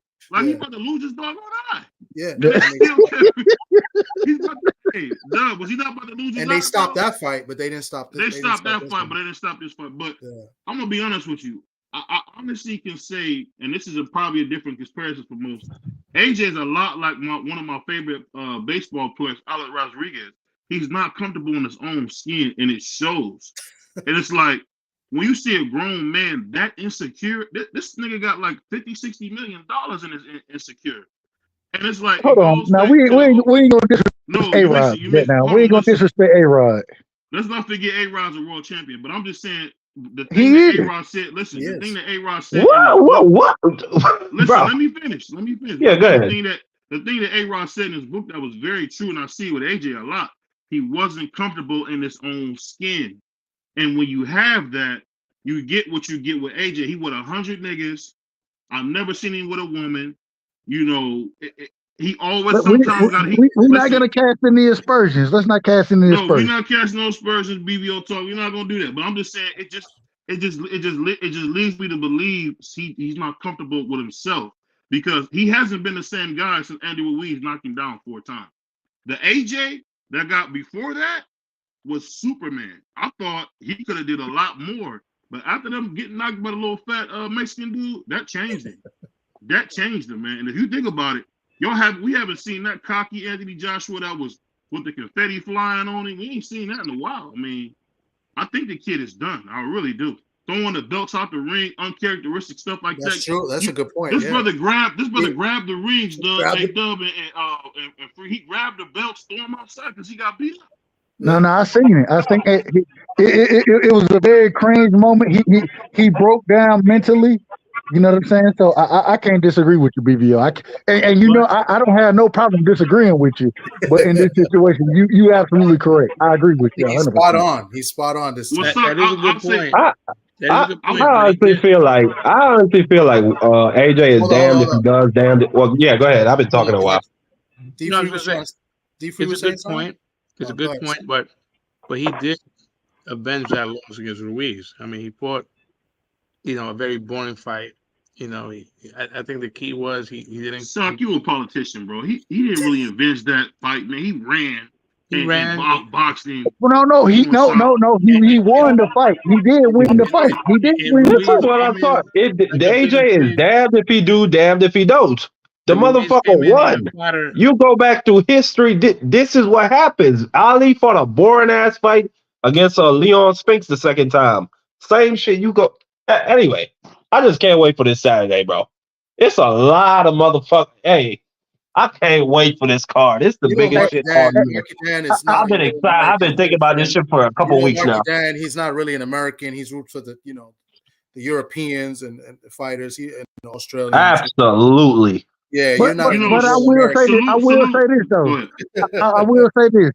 I do hope that AJ win, and the reason I hope AJ win because I think Wilder win, and I hope Wilder win, and then we can get, according to reports, if both of these individuals win they fight, that's the fight we're gonna get next. And I've been wanting to see this fight for a minute, AJ versus Deontay. So. Hey, I hope both of these brothers win, and then we can get the fight we've been clamoring for years. You know what I'm saying? As far as fight fans go. But I heard my man Tay say something as we thought it could have been. I heard Tay say something that was really telling. That I don't even think people understand that AJ just don't want it, and no matter how bad we want it as fans, I mean. We never got the really Big Daddy Bo versus Lennox Lewis fight. Some fights we just not going to get, and I'm telling you, it's clear by the way AJ acts about it, how he talks about it. We're not getting that fight because we already know Deontay Wilder. He don't really care about the belt at this point. He's trying to make some money, which is definitely okay. But he not AJ about to let this dude beat the fish and chips out of him. Heck no, he's supposed to let him do that. I mean, he's not about to let that happen, bro. I mean, you can just see it now. Another knockout loss. Socrates, what's your thoughts on that fight, on both of these fights, and then if they both win, AJ versus Deontay Wilder, what's your thoughts, Soc? Well, at this point, they need each other. So, like, neither one of them could kind of like say, oh, I could do bigger and better things. No, they kind of need each other at this point. It doesn't have the same cachet as it did 5-6 years ago, when it was rumored to, when it should have happened. I'm kind of like you. I hope both guys win. They're fighting two tough opponents. Joseph Parker's no slouch. I agree with Marky. The inactivity of Wilder can be a factor. I mean, he's fighting a real fight. Joseph Parker's not a bum. But I still believe that Wallin can win that fight. I want to see what happens in the 6th round of an even fight. Does Anthony Joshua have what it takes, to beat Wallin? I think let's get past the 6th round, and I want to see if he still has that championship heart. Because he faded down the stretch against Usyk. And he's a solid guy. So if he get past the 6th round, then I think AJ gonna be in trouble if he get past the 6th round. That's my personal opinion. What's your thoughts? Yeah, you ain't lying about that. That's gonna get ugly if they go past the 6th round. I think it's gonna get ugly. I'm a little biased. Wallin is a New Yorker like me. I think that y'all New Yorkers. I'm a Georgia boy now. I'm a Georgia boy. So go ahead. My apologies. Where is that? Where is Georgia? This nigga said, "Where is Georgia?" Go ahead, son.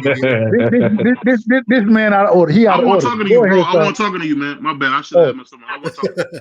Okay, go ahead, son. Because BVO out of order. He out of order. I think Wallin has a more than a big chance of upsetting the apple cart. You know, I think he's really good. Who And you So let's picking? so let's go across the board. So we'll Hold start on, with hold you. on, hold on, wait. Yeah. Who are you picking? Who are you picking? who am I picking? Yeah, respectfully. And then I go. Uh, My apologies, Thomas. No, no, no, no. Go ahead. That's cool. Who you picking, bro? You don't. I'm going Wallin. I ain't mad at you. I ain't I mad go with at you. Wallin. I Damn, was I gonna ain't mad. say let's go across the board and kind of like give our predictions. I guess in the top, there's three.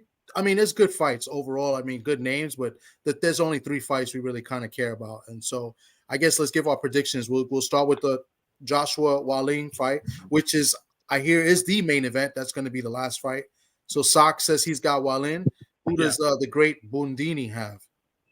I would say I need you guys in the private chat to give me your shirt size numbers.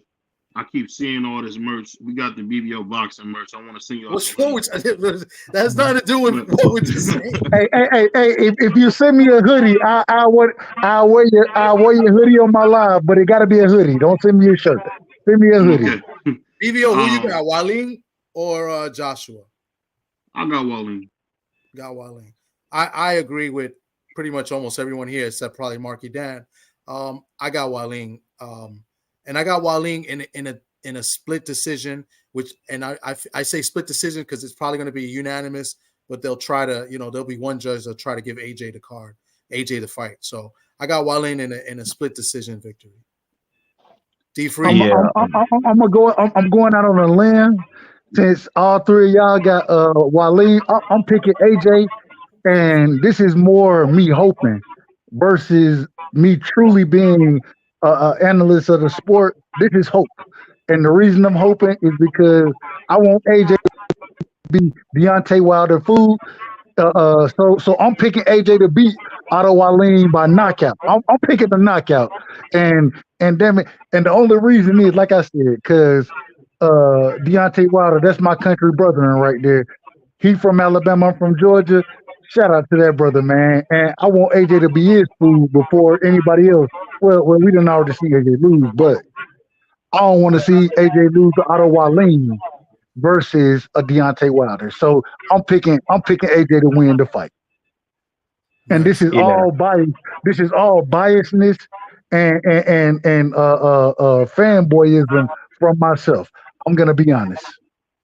Let's go to D3. Marky Dan, we're going to save you for last because we know where you're going. So we'll save the best for last in this case. So go ahead, D3. I got Otto Wallin in a majority decision. I like the confidence that Otto Wallin has. And we got to remember, he arguably won that fight against Tyson Fury. And I think Tyson Fury is a better boxer, a better fighter than AJ. And so I got him in a majority decision. And now to the guy that's going against us, Marky Dan. Yeah, I got AJ by knockout. I want to say round 7. Yeah, he has to come through in this fight. Just listening to the way how people are talking about him. Yeah, he has to make it happen so we can make the Wilder fight happen. What? Hold on, bro. I'm not done. My bad. I'm gonna let you finish. Hold on. I'm gonna let you finish. I just want to say, I hope you absolutely correct, and you my brother. I hope AJ get this done, but God, hey, go ahead. My apologies, my apologies. But I hope you're right, brother. I hope you're right. No, I think at this point, AJ is the lowest hanging fruit in boxing. Ever since he lost to Ruiz, people just like to pick at him about literally anything he fucking does. This man could walk down the street and people would have a fucking problem with the way how he walked. But anyway, I got AJ knockout round 7. Okay. And let me just add to that I'm with Dub right side here. I kind of hope AJ wins. And how great would it be? And it would sell more. If Deontay wins by, big knockout, let's say early, right? And then AJ comes on right after that. And you got to think after seeing Wilder just maybe knock out Parker. Now, this is all predictions. We know what's going to play out. But think about it. He's going to come into the ring facing this guy, Wallin, and they say maybe after a big knockout by Wilder. And what if AJ goes in there and just destroys while in.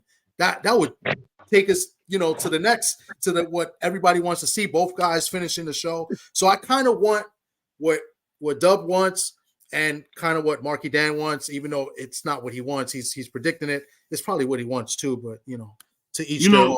Hey man, I would say this. Hold on, BVL. Real quick, BVL. Thomas, and that's exactly what it. For the sport of boxing, and I think we all on the like BVO said earlier. YouTube now we are starting to become players in the sport of boxing. And so in this situation, the reason I say it is because, damn it, I think that AJ versus Deontay Wilder is better for the sport than Deontay Wilder versus any other fighter outside of Usyk or Fury. Outside of those fights, Absolutely. I think that AJ and Deontay Wilder is one of the best fights for the sport of boxing, and it helps to grow the sport. And that's why I'm rooting the way I'm rooting. I could be a little biased.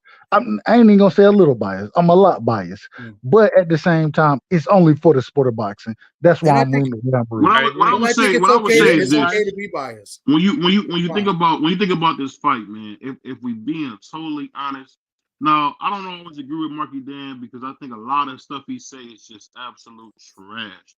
But what he's saying about Deontay Wilder is very true, man. Deontay Wilder, let's be honest, man, he left a pound of flesh against Tyson Fury. You don't get beat like that and ever be the same. I mean, that second fight, we could say we won. I mean, he Right. Tyson Fury took his belt off and beat him to death. I mean, I was wondering, like, I remember he was mad at his trainer. I thought he was gonna get the gurney out. He was getting beat so bad. I remember his ear was bleeding. And then to go in the third time, and you look a little bit better, but still get beat to death. I mean, he beat the braids off this dude. I mean, it was fried chicken, Kool-Aid everywhere. I mean, he beat him to death. So No the thing that problem. he's going to be the same, and I'm going to be honest with you guys, and I hate to say this, but AJ has shown us he's a very weak individual. And whatever happened when he fought against a little chubby kid from, Mexican chubby kid, he's not the same. Wilder's not the same. And I'll be honest, we're going to be very disappointed when we get that fight. There's going to be two old, washed up niggas in there thinking about what they could have did 5-6 years ago. I look back, it was like 2018, 16. Like, Hey, BVO. Hey, BVO. BVO. Let me finish. Hold on, I'm gonna let you finish, bro. I'm gonna let you finish. Let BVO finish because listen. BVO is Listen. This man out of order, man. He out of order. Let me finish. This is what I'm saying. I think it's just one of them things where, and Thomas said this all the time, we can't romanticize the past. No matter what, Deontay Wilder's not going to be that dude that we seen make Burbinster Brown take a nap on the ropes. He's not that anymore. And AJ's not the dude. He made somebody. The guy almost 2 fucking years ago, Thomas. Yeah, it's not 2 years. It's last year and 2 months. Robert Helenius' eyes rolled to the back of his head off of a check shot. And think about this, Tommy. This is the same guy who knocked out Prince Charles Martin either. I think we really got to understand these niggas are old. I mean, but the one thing. Hold on, BVO. No, you capping now. Because listen, I'll let you talk. No, you capping. I'll let you talk. Let me finish. Nah, but let the man finish. I think what we got to do now, and I'm being totally honest, and Sock knows this too. We got to start looking at the guys like Herkovich, Zane, because this whole Deontay Wilder, AJ bullshit is over with. These niggas are done, finished. Put the sign on, because at the end of the day, man, everybody has their time, man. It's over with, bro. It's over with. That's just my opinion. Just a young brother who's been watching boxing since 1995. I've seen this before. These niggas are old, man. It's gonna be James Tony versus Holyfield. One second, and I think that's fair to say that, but BVO, I mean, BVO, what's up? A lot of miles. And I think that's fair, but I think it's a fair statement. But the focus is on we're talking about tomorrow's fights. That's just the reality of what it is. I mean, you over here talking about their old guys, but we're talking about tomorrow's fights. It's not about that, Tommy. It's not about that. I'm gonna tell you why it's not about that. Since they had the whole damn promotion, hasn't been about that. It's been about, are we gonna get AJ versus Deontay Wilder. Now I know you like to say little goofy stuff. This whole card is the set the But pace for AJ versus Wilder. And at the end of the day, I'm trying to tell BBO, you, BBO, BBO, it's BBO. so much more to boxing than for us to keep worrying about All these right, all guys. right. One do We they got fought in that. 2 BBO, years. One do BBO, they we fought in got 2 that. years. We got that. We got that. This is the thing, though. This is how we know how big of a fight this is. The same way you just said. This whole card has been about AJ versus Deontay Wilder. You just said that, right? Correct? Right. And this is how we know how big of a fight it is because these individuals are willing to put these niggas on the same motherfucking card and they not fighting each other. They're not fighting each other, but they willing to put them on the same fucking card and pay and shout out to Saudi Arabia. You know what I'm saying? They got the money to do these type of things. But this is what they're doing. And so And it looks what like hold on, let me just finish my let's- wait, if he's gonna finish his point, let me finish mine. no. I'm sorry. Go ahead. And so if that is the case, it shows that and when we talk about heavyweights, we can't age with heavyweight is different than age with any other division, right? So when you say even right now, niggas will tell you that Jared Big Baby Anderson is the goods. I think he the goods. I do think he the goods. But at the same time, if you put him in the ring with some of these Big older guys, goods. if you put him in the ring with some of these older guys, then he gonna get stopped. And the reason is because power is the last thing that leave you, and this is what heavyweights rely on is power. This is why this fight is so big, and this is why even at the age that these individuals are at, Saudi Arabia is willing to put on a card with all them on the same card to build a fight for them to be. According to what if both of them win, they saying that this fight gonna happen in March. This is what we all sit here and wait for. The heavyweight division has always carried the sport of boxing. It hadn't did it recently as much as we wanted to, but at the same time, even then, you can put fights like Charles Martin and Luis Ortiz on pay-per-view. Why can you do that? The reason you can do it is because the heavyweight division has always carried the sport of boxing. And this is them saying that we want the sport of boxing to continue to move forward. So we're going to put on a massive heavyweight. This is a heavyweight card all the way through and through outside of Bivol and Ja Opal, the brother from Australia. Respect. Lyndon Respect. Arthur. Respect. Hey, you know, Nah, he's from England. I just want to be the stat man real quick. I don't know if you remember back in the ESPN stat man, but BVO, you mentioned you want to see the younger guys, and you mentioned Zhang is 40 years old. So I just want to throw that. Thank you, J.A. Dixon. I mean, I was going to say that, but thank you. I just want to show that other people know that as well. But he's 40 years old. So no, hold on. Zhang is 40, right? Yeah, no. I just want because but BVO said Zhang. No. I'm agreeing with you. I'm agreeing with you. What I'm saying is that even at this current moment in time, outside of a handful of heavyweights, the majority of the top of the division are older fighters.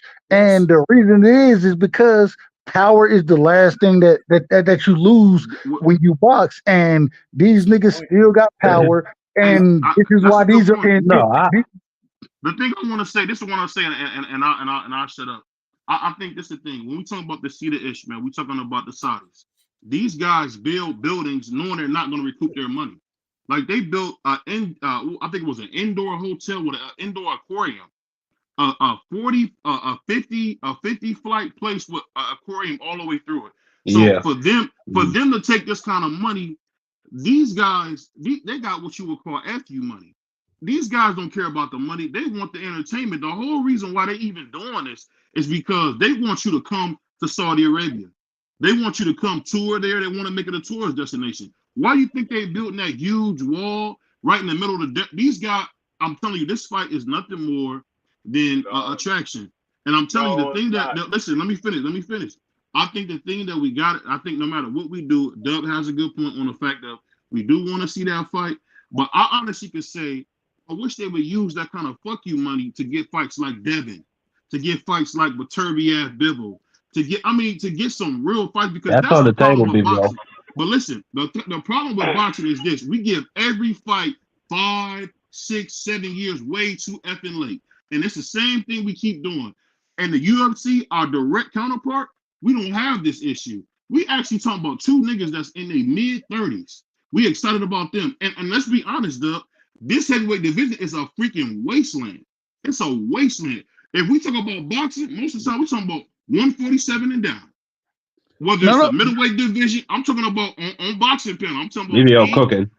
Hey, me, anybody. Listen, let me finish. Let I'll him let you go. Everybody's talking about. We got freaking Shu Shu on. He's 126 pounds.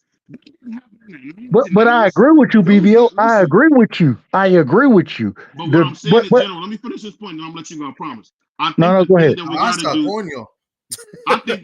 I think the thing that we gotta understand is this: for boxing fans to put so much hope on seeing an old nigga in Deontay Wilder, who really, honestly, I'm telling you, dude, you don't get hit like that.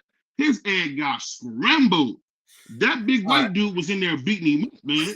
I don't think he's the same. And that's that. Now I'm gonna let Marky go, and then I think Sock wanted to say something as well. So go ahead, Marky, because I was just saying BBO was cooking.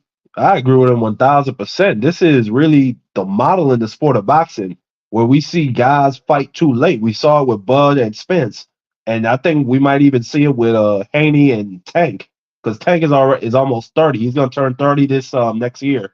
Yeah. So I don't know. Hopefully, Tank I heard that the Saudis were potentially looking to put up money for that fight. So I think the Saudis injecting themselves in the sport, it's very positive. I look forward to what they're doing in the future. I think they have a great vision for the sport of boxing. Hey, real quick. Only thing that I say against BVO, only thing, I agree 100% with you. The thing is that because the fights that they picked out, these individuals who put money, the same way we agree, if they put money in Devin and Tank, we want to see it. We need every avenue we can get for boxing. That's what we need. Mm-hmm. I ain't got no disagreement. All I'm saying is that these people that went out their way to put on and made sure that it's an accessible fight. And they done put on the biggest heavyweight card we done seen in the last 20 years. That's a fact. Yeah, and I agree with that 1000%. I think that's a good point. That's a good point. Go ahead. And so we need that.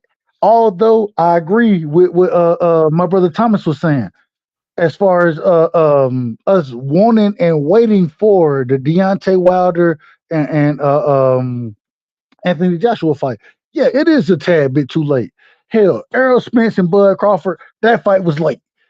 But if we can start to get these things happening more often, maybe we won't get Devin and Tank too late. Maybe we'll start to get these fights earlier because there's somebody willing to put the money up to make the biggest fights happen. And that's why I bring all my shit around right there. Yeah.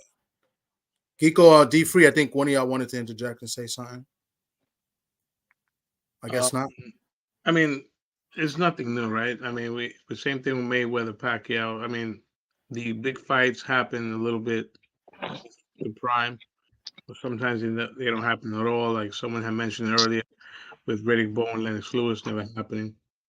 I think the difference is here that Wilder and Joshua need each other. Now, can you hear me, Thomas? Yeah, you had dropped off. Hold on, D-Free. Hold on, D-Free. Let Sock finish. Let Soccer Team finish. Sock was good.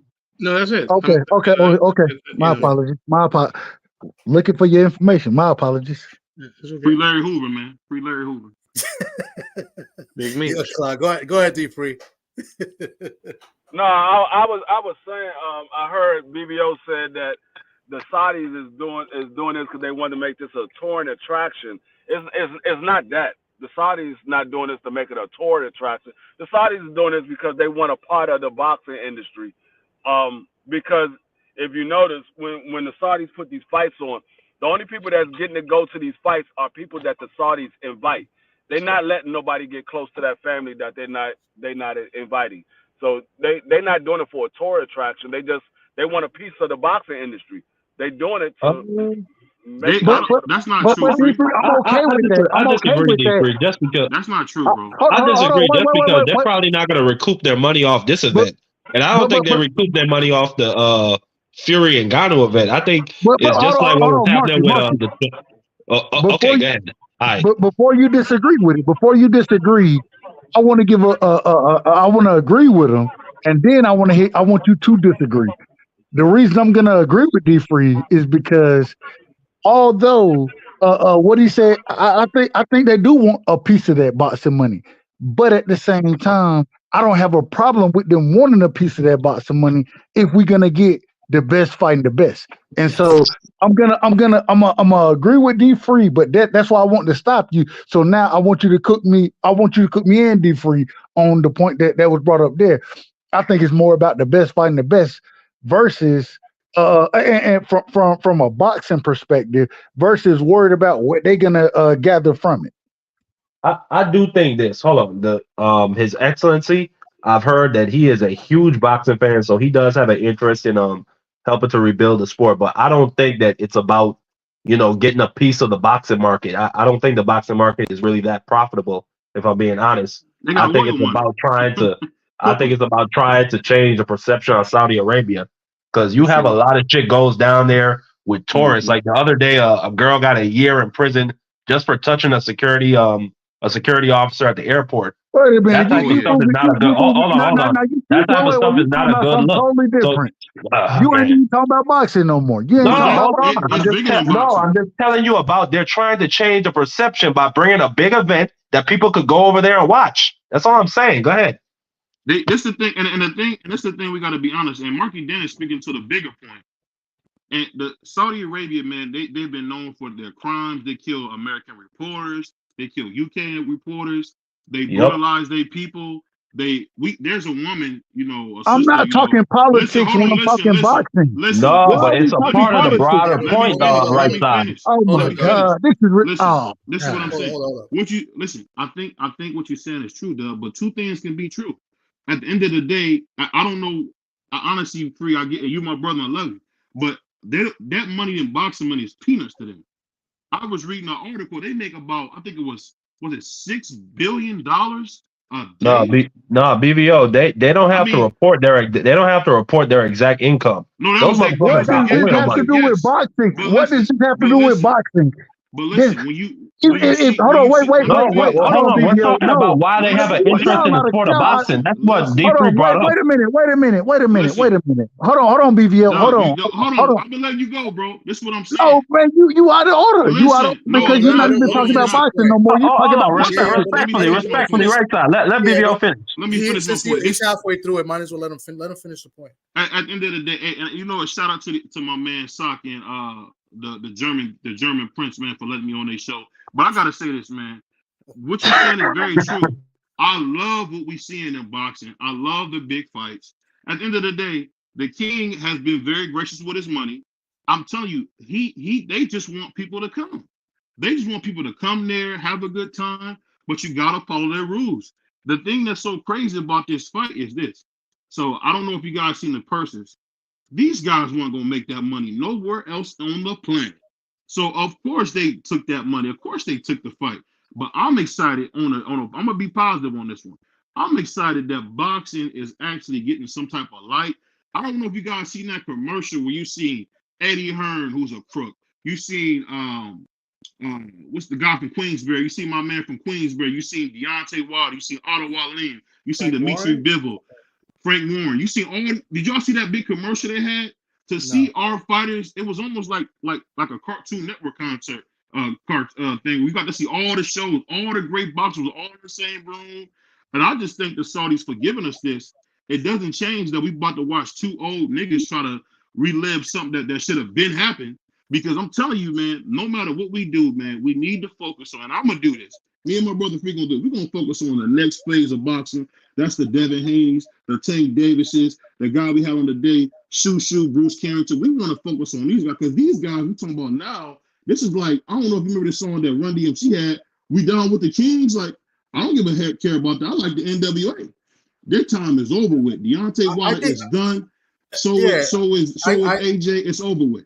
Yeah, It's I all get about your the I get your nuance. point, but but you speaking for you and other fans that think like you, and I think it's a fair point. I got no problem with what you're saying, but there are people like me and like Dub Rice side and Sock and others. We have different views, and we're interested in these fights, and maybe we're not interested in the matchups per se tomorrow, but we're interested in what could happen. Because me, and I'm speaking for myself, I want to see AJ fight Wilder. I want to know what's going to happen, no matter how old they. I mean, let's not get pasado. Let's not get too far ahead. If they Come fight on, Manu. this coming year, but what I'm saying, if they not 10 years down the road, but I'm still interested in that fight. So I get your point. And I think it's a fair point, but there are people that want to see it, and we're not going to tell until after the fight's done, until the numbers come out, because the last time they did a pay-per-view, it was Fury and Ngannou. And it did terrible. It only did like 50,000 buys. So let's see what happens with this card. This is a big card. They throw concerts in between like every fight. So I mean, let's see. That was the best hey, Tommy, I ain't gonna lie. That was the best halftime concert I ever. Hey, Dub, you see that concert? Was it baby? And Kanye West on there. I'm like, whoa. It should have did 50,000 buys because that shit was horrible. Yeah, it was, but I'm just saying that's just the last one, so they got to But overall, what I think the bigger point is that I ain't trying to make it political. What I'm talking about is boxing, and when I have individuals like the Saudis, like my brother Thomas just said, even though this is an aged fight, it's an aged fight. Hell, Spence and Bud, in my opinion, was an aged fight, but at the same time, I wanted to see the fight. I still want to see it. And I still want to see this fight. So all I'm saying is when they're given an avenue for fights to be made, I'm gonna support it. I want to see the fights. I don't give a damn who paying for them. I'm not worried about your agenda. I ain't worried about none of that. I'm worried about watching niggas get in the ring and put hands on each other. That's what I want to see. I mean, at the end of the day, the only people that matters and who they want to see the fight is the casuals, because the diehard boxer fans, they're gonna watch boxing. They trying to bring in the casuals. The casuals, the ones that pay majority of these purses. So if the casuals want to see AJ and Wilder, that's what they're gonna put on AJ and Wilder, because they pay a majority of the purses. It's all about what the casuals want to see. And so if they know that the casuals want to see this, they still talking about AJ and Wilder. That's what they're gonna put on. And I mean, last time I checked, AJ is just hitting 30. He's not that old. He's 33. Wilder, he's my age. He's 33. He's not that old. He's same age as Canelo. He's not that old. Wait, hold on. He's younger than Bud Crawford. He's not that old. Hold on. But at the same time, at the heavyweight division, age is different than any other division. You can't look at age the same way you do in the heavyweight division as you do in other divisions. It doesn't work that way, because power is the last thing you lose. And a lot of times these older niggas, they continue gaining strength. Look at goddamn these Zane. ain't the Klitschko's. These ain't the Klitschko's, dog. This is the thing you missing. These ain't Klitschko. This isn't old man Evander Holyfield. This ain't James Toney. This ain't Roy. These guys are not on the same planet. I know what you're saying. These guys are not as skilled as those guys that we and you seen growing up. See, me and you seen some real live heavyweights. It's not like that. These guys couldn't wipe Benedict's shoes, bro. These guys, I can't compare errors. I can't compare errors. I can only compare fighters that's gonna get in the ring with each other. So I'm not trying to compare errors, bro. I want to see the best fight the best. Do you know that David Tua probably will be champion now? Let me ask you a question. BVO. He knocked out Usyk. Let me ask you a question, BVO. Let me ask you a question. Go ahead. So we already have Usyk and Fury reportedly fighting for undisputed. Okay, cool. In the heavyweight division right now, what other fights do you want to see in the heavyweight division outside of outside of Usyk and Fury, because they both tied up? Give me some other names that's not on this card that you don't want to see. I want to see Herkovich versus Big Baby Anderson. Yep. I want to see that bad. I want to see that bad. I think Herkovich got a lot of skill. But no, listen. No, he don't. No, he does not. That's hold on. That's okay. No. I asked him a question. I asked him a question. Let him answer the question, and he answering the question. Let him finish.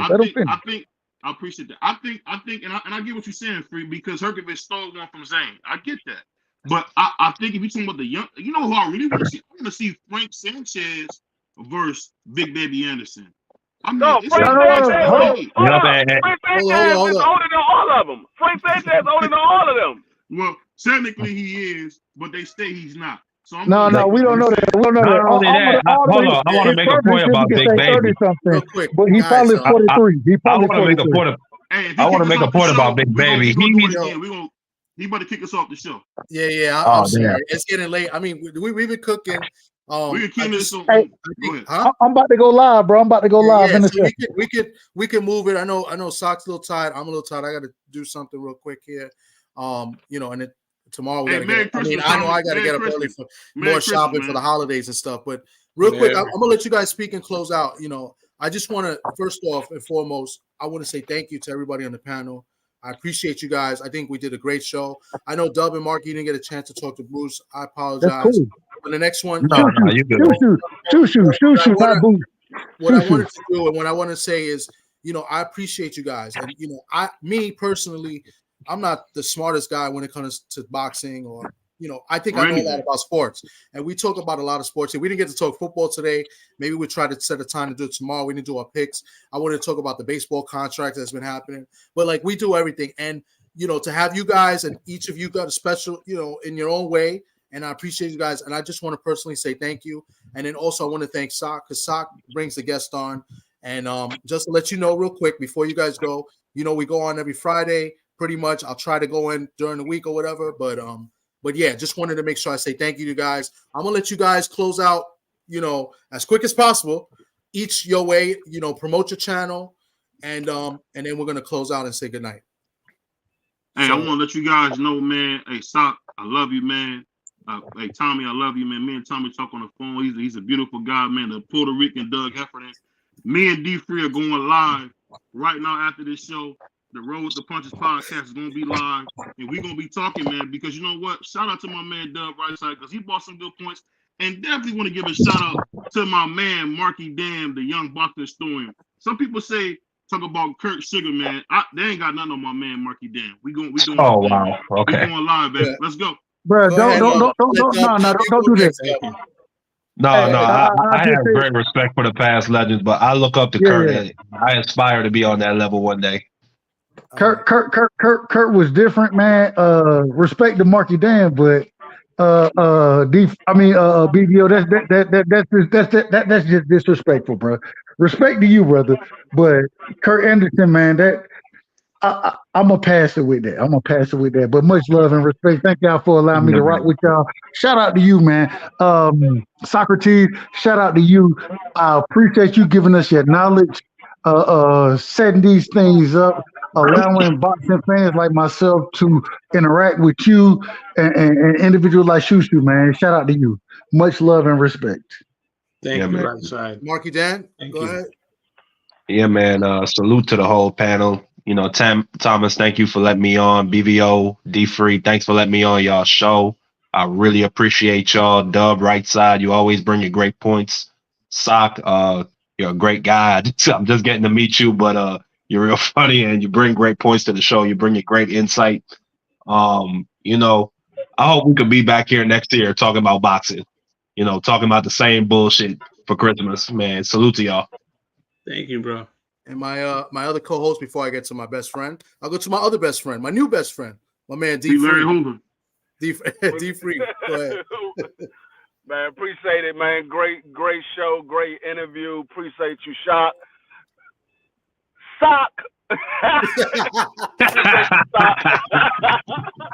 My wife is gonna kick my ass.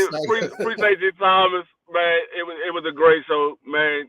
Keep doing y'all thing, man. Y'all keep bringing these fighters to the platform. A lot of people don't get a chance to interview these guys, and man, Sock definitely got a connection with these guys to be able to have them on the panel. Keep doing what you're doing, man. Y'all already know. It's always a pleasure coming up here. Thank you, D3. I appreciate you. And my man Sock, one of my best friends in the whole wide world, Mr. Socrates Palmer, aka Geeko. We call him Geeko out here in the Bronx. His family call him Geeko. So if y'all don't want to, if you can't pronounce the word sock, you could call him Geeko. I'll answer to all the above. Yeah, I mean, it was fun. It's definitely past my bedtime for sure, but it's dope just to talk sports, talk boxing. I think that each show we're getting better and better. So can't wait till next week. Are we going to get our NFL picks?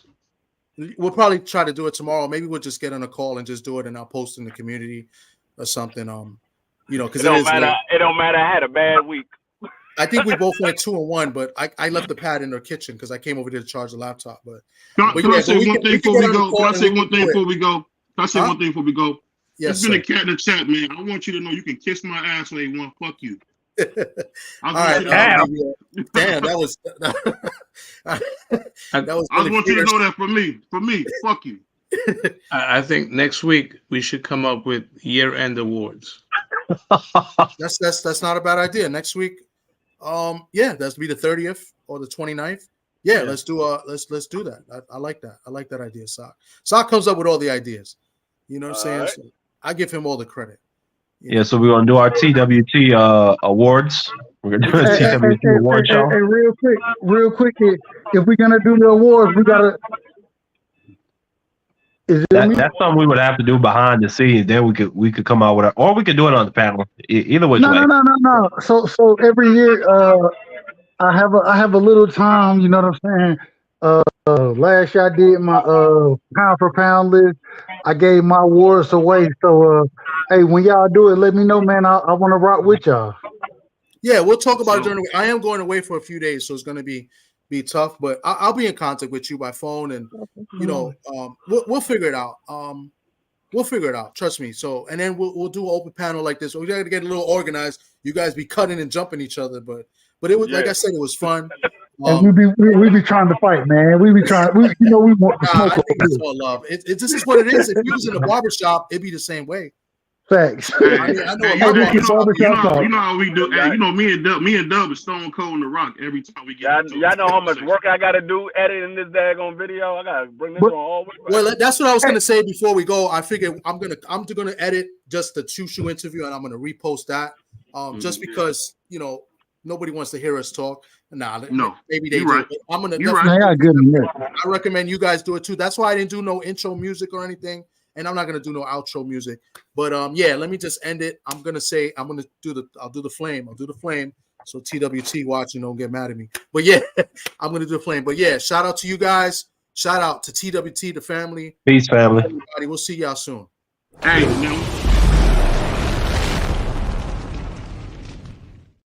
Go ahead, BVOs.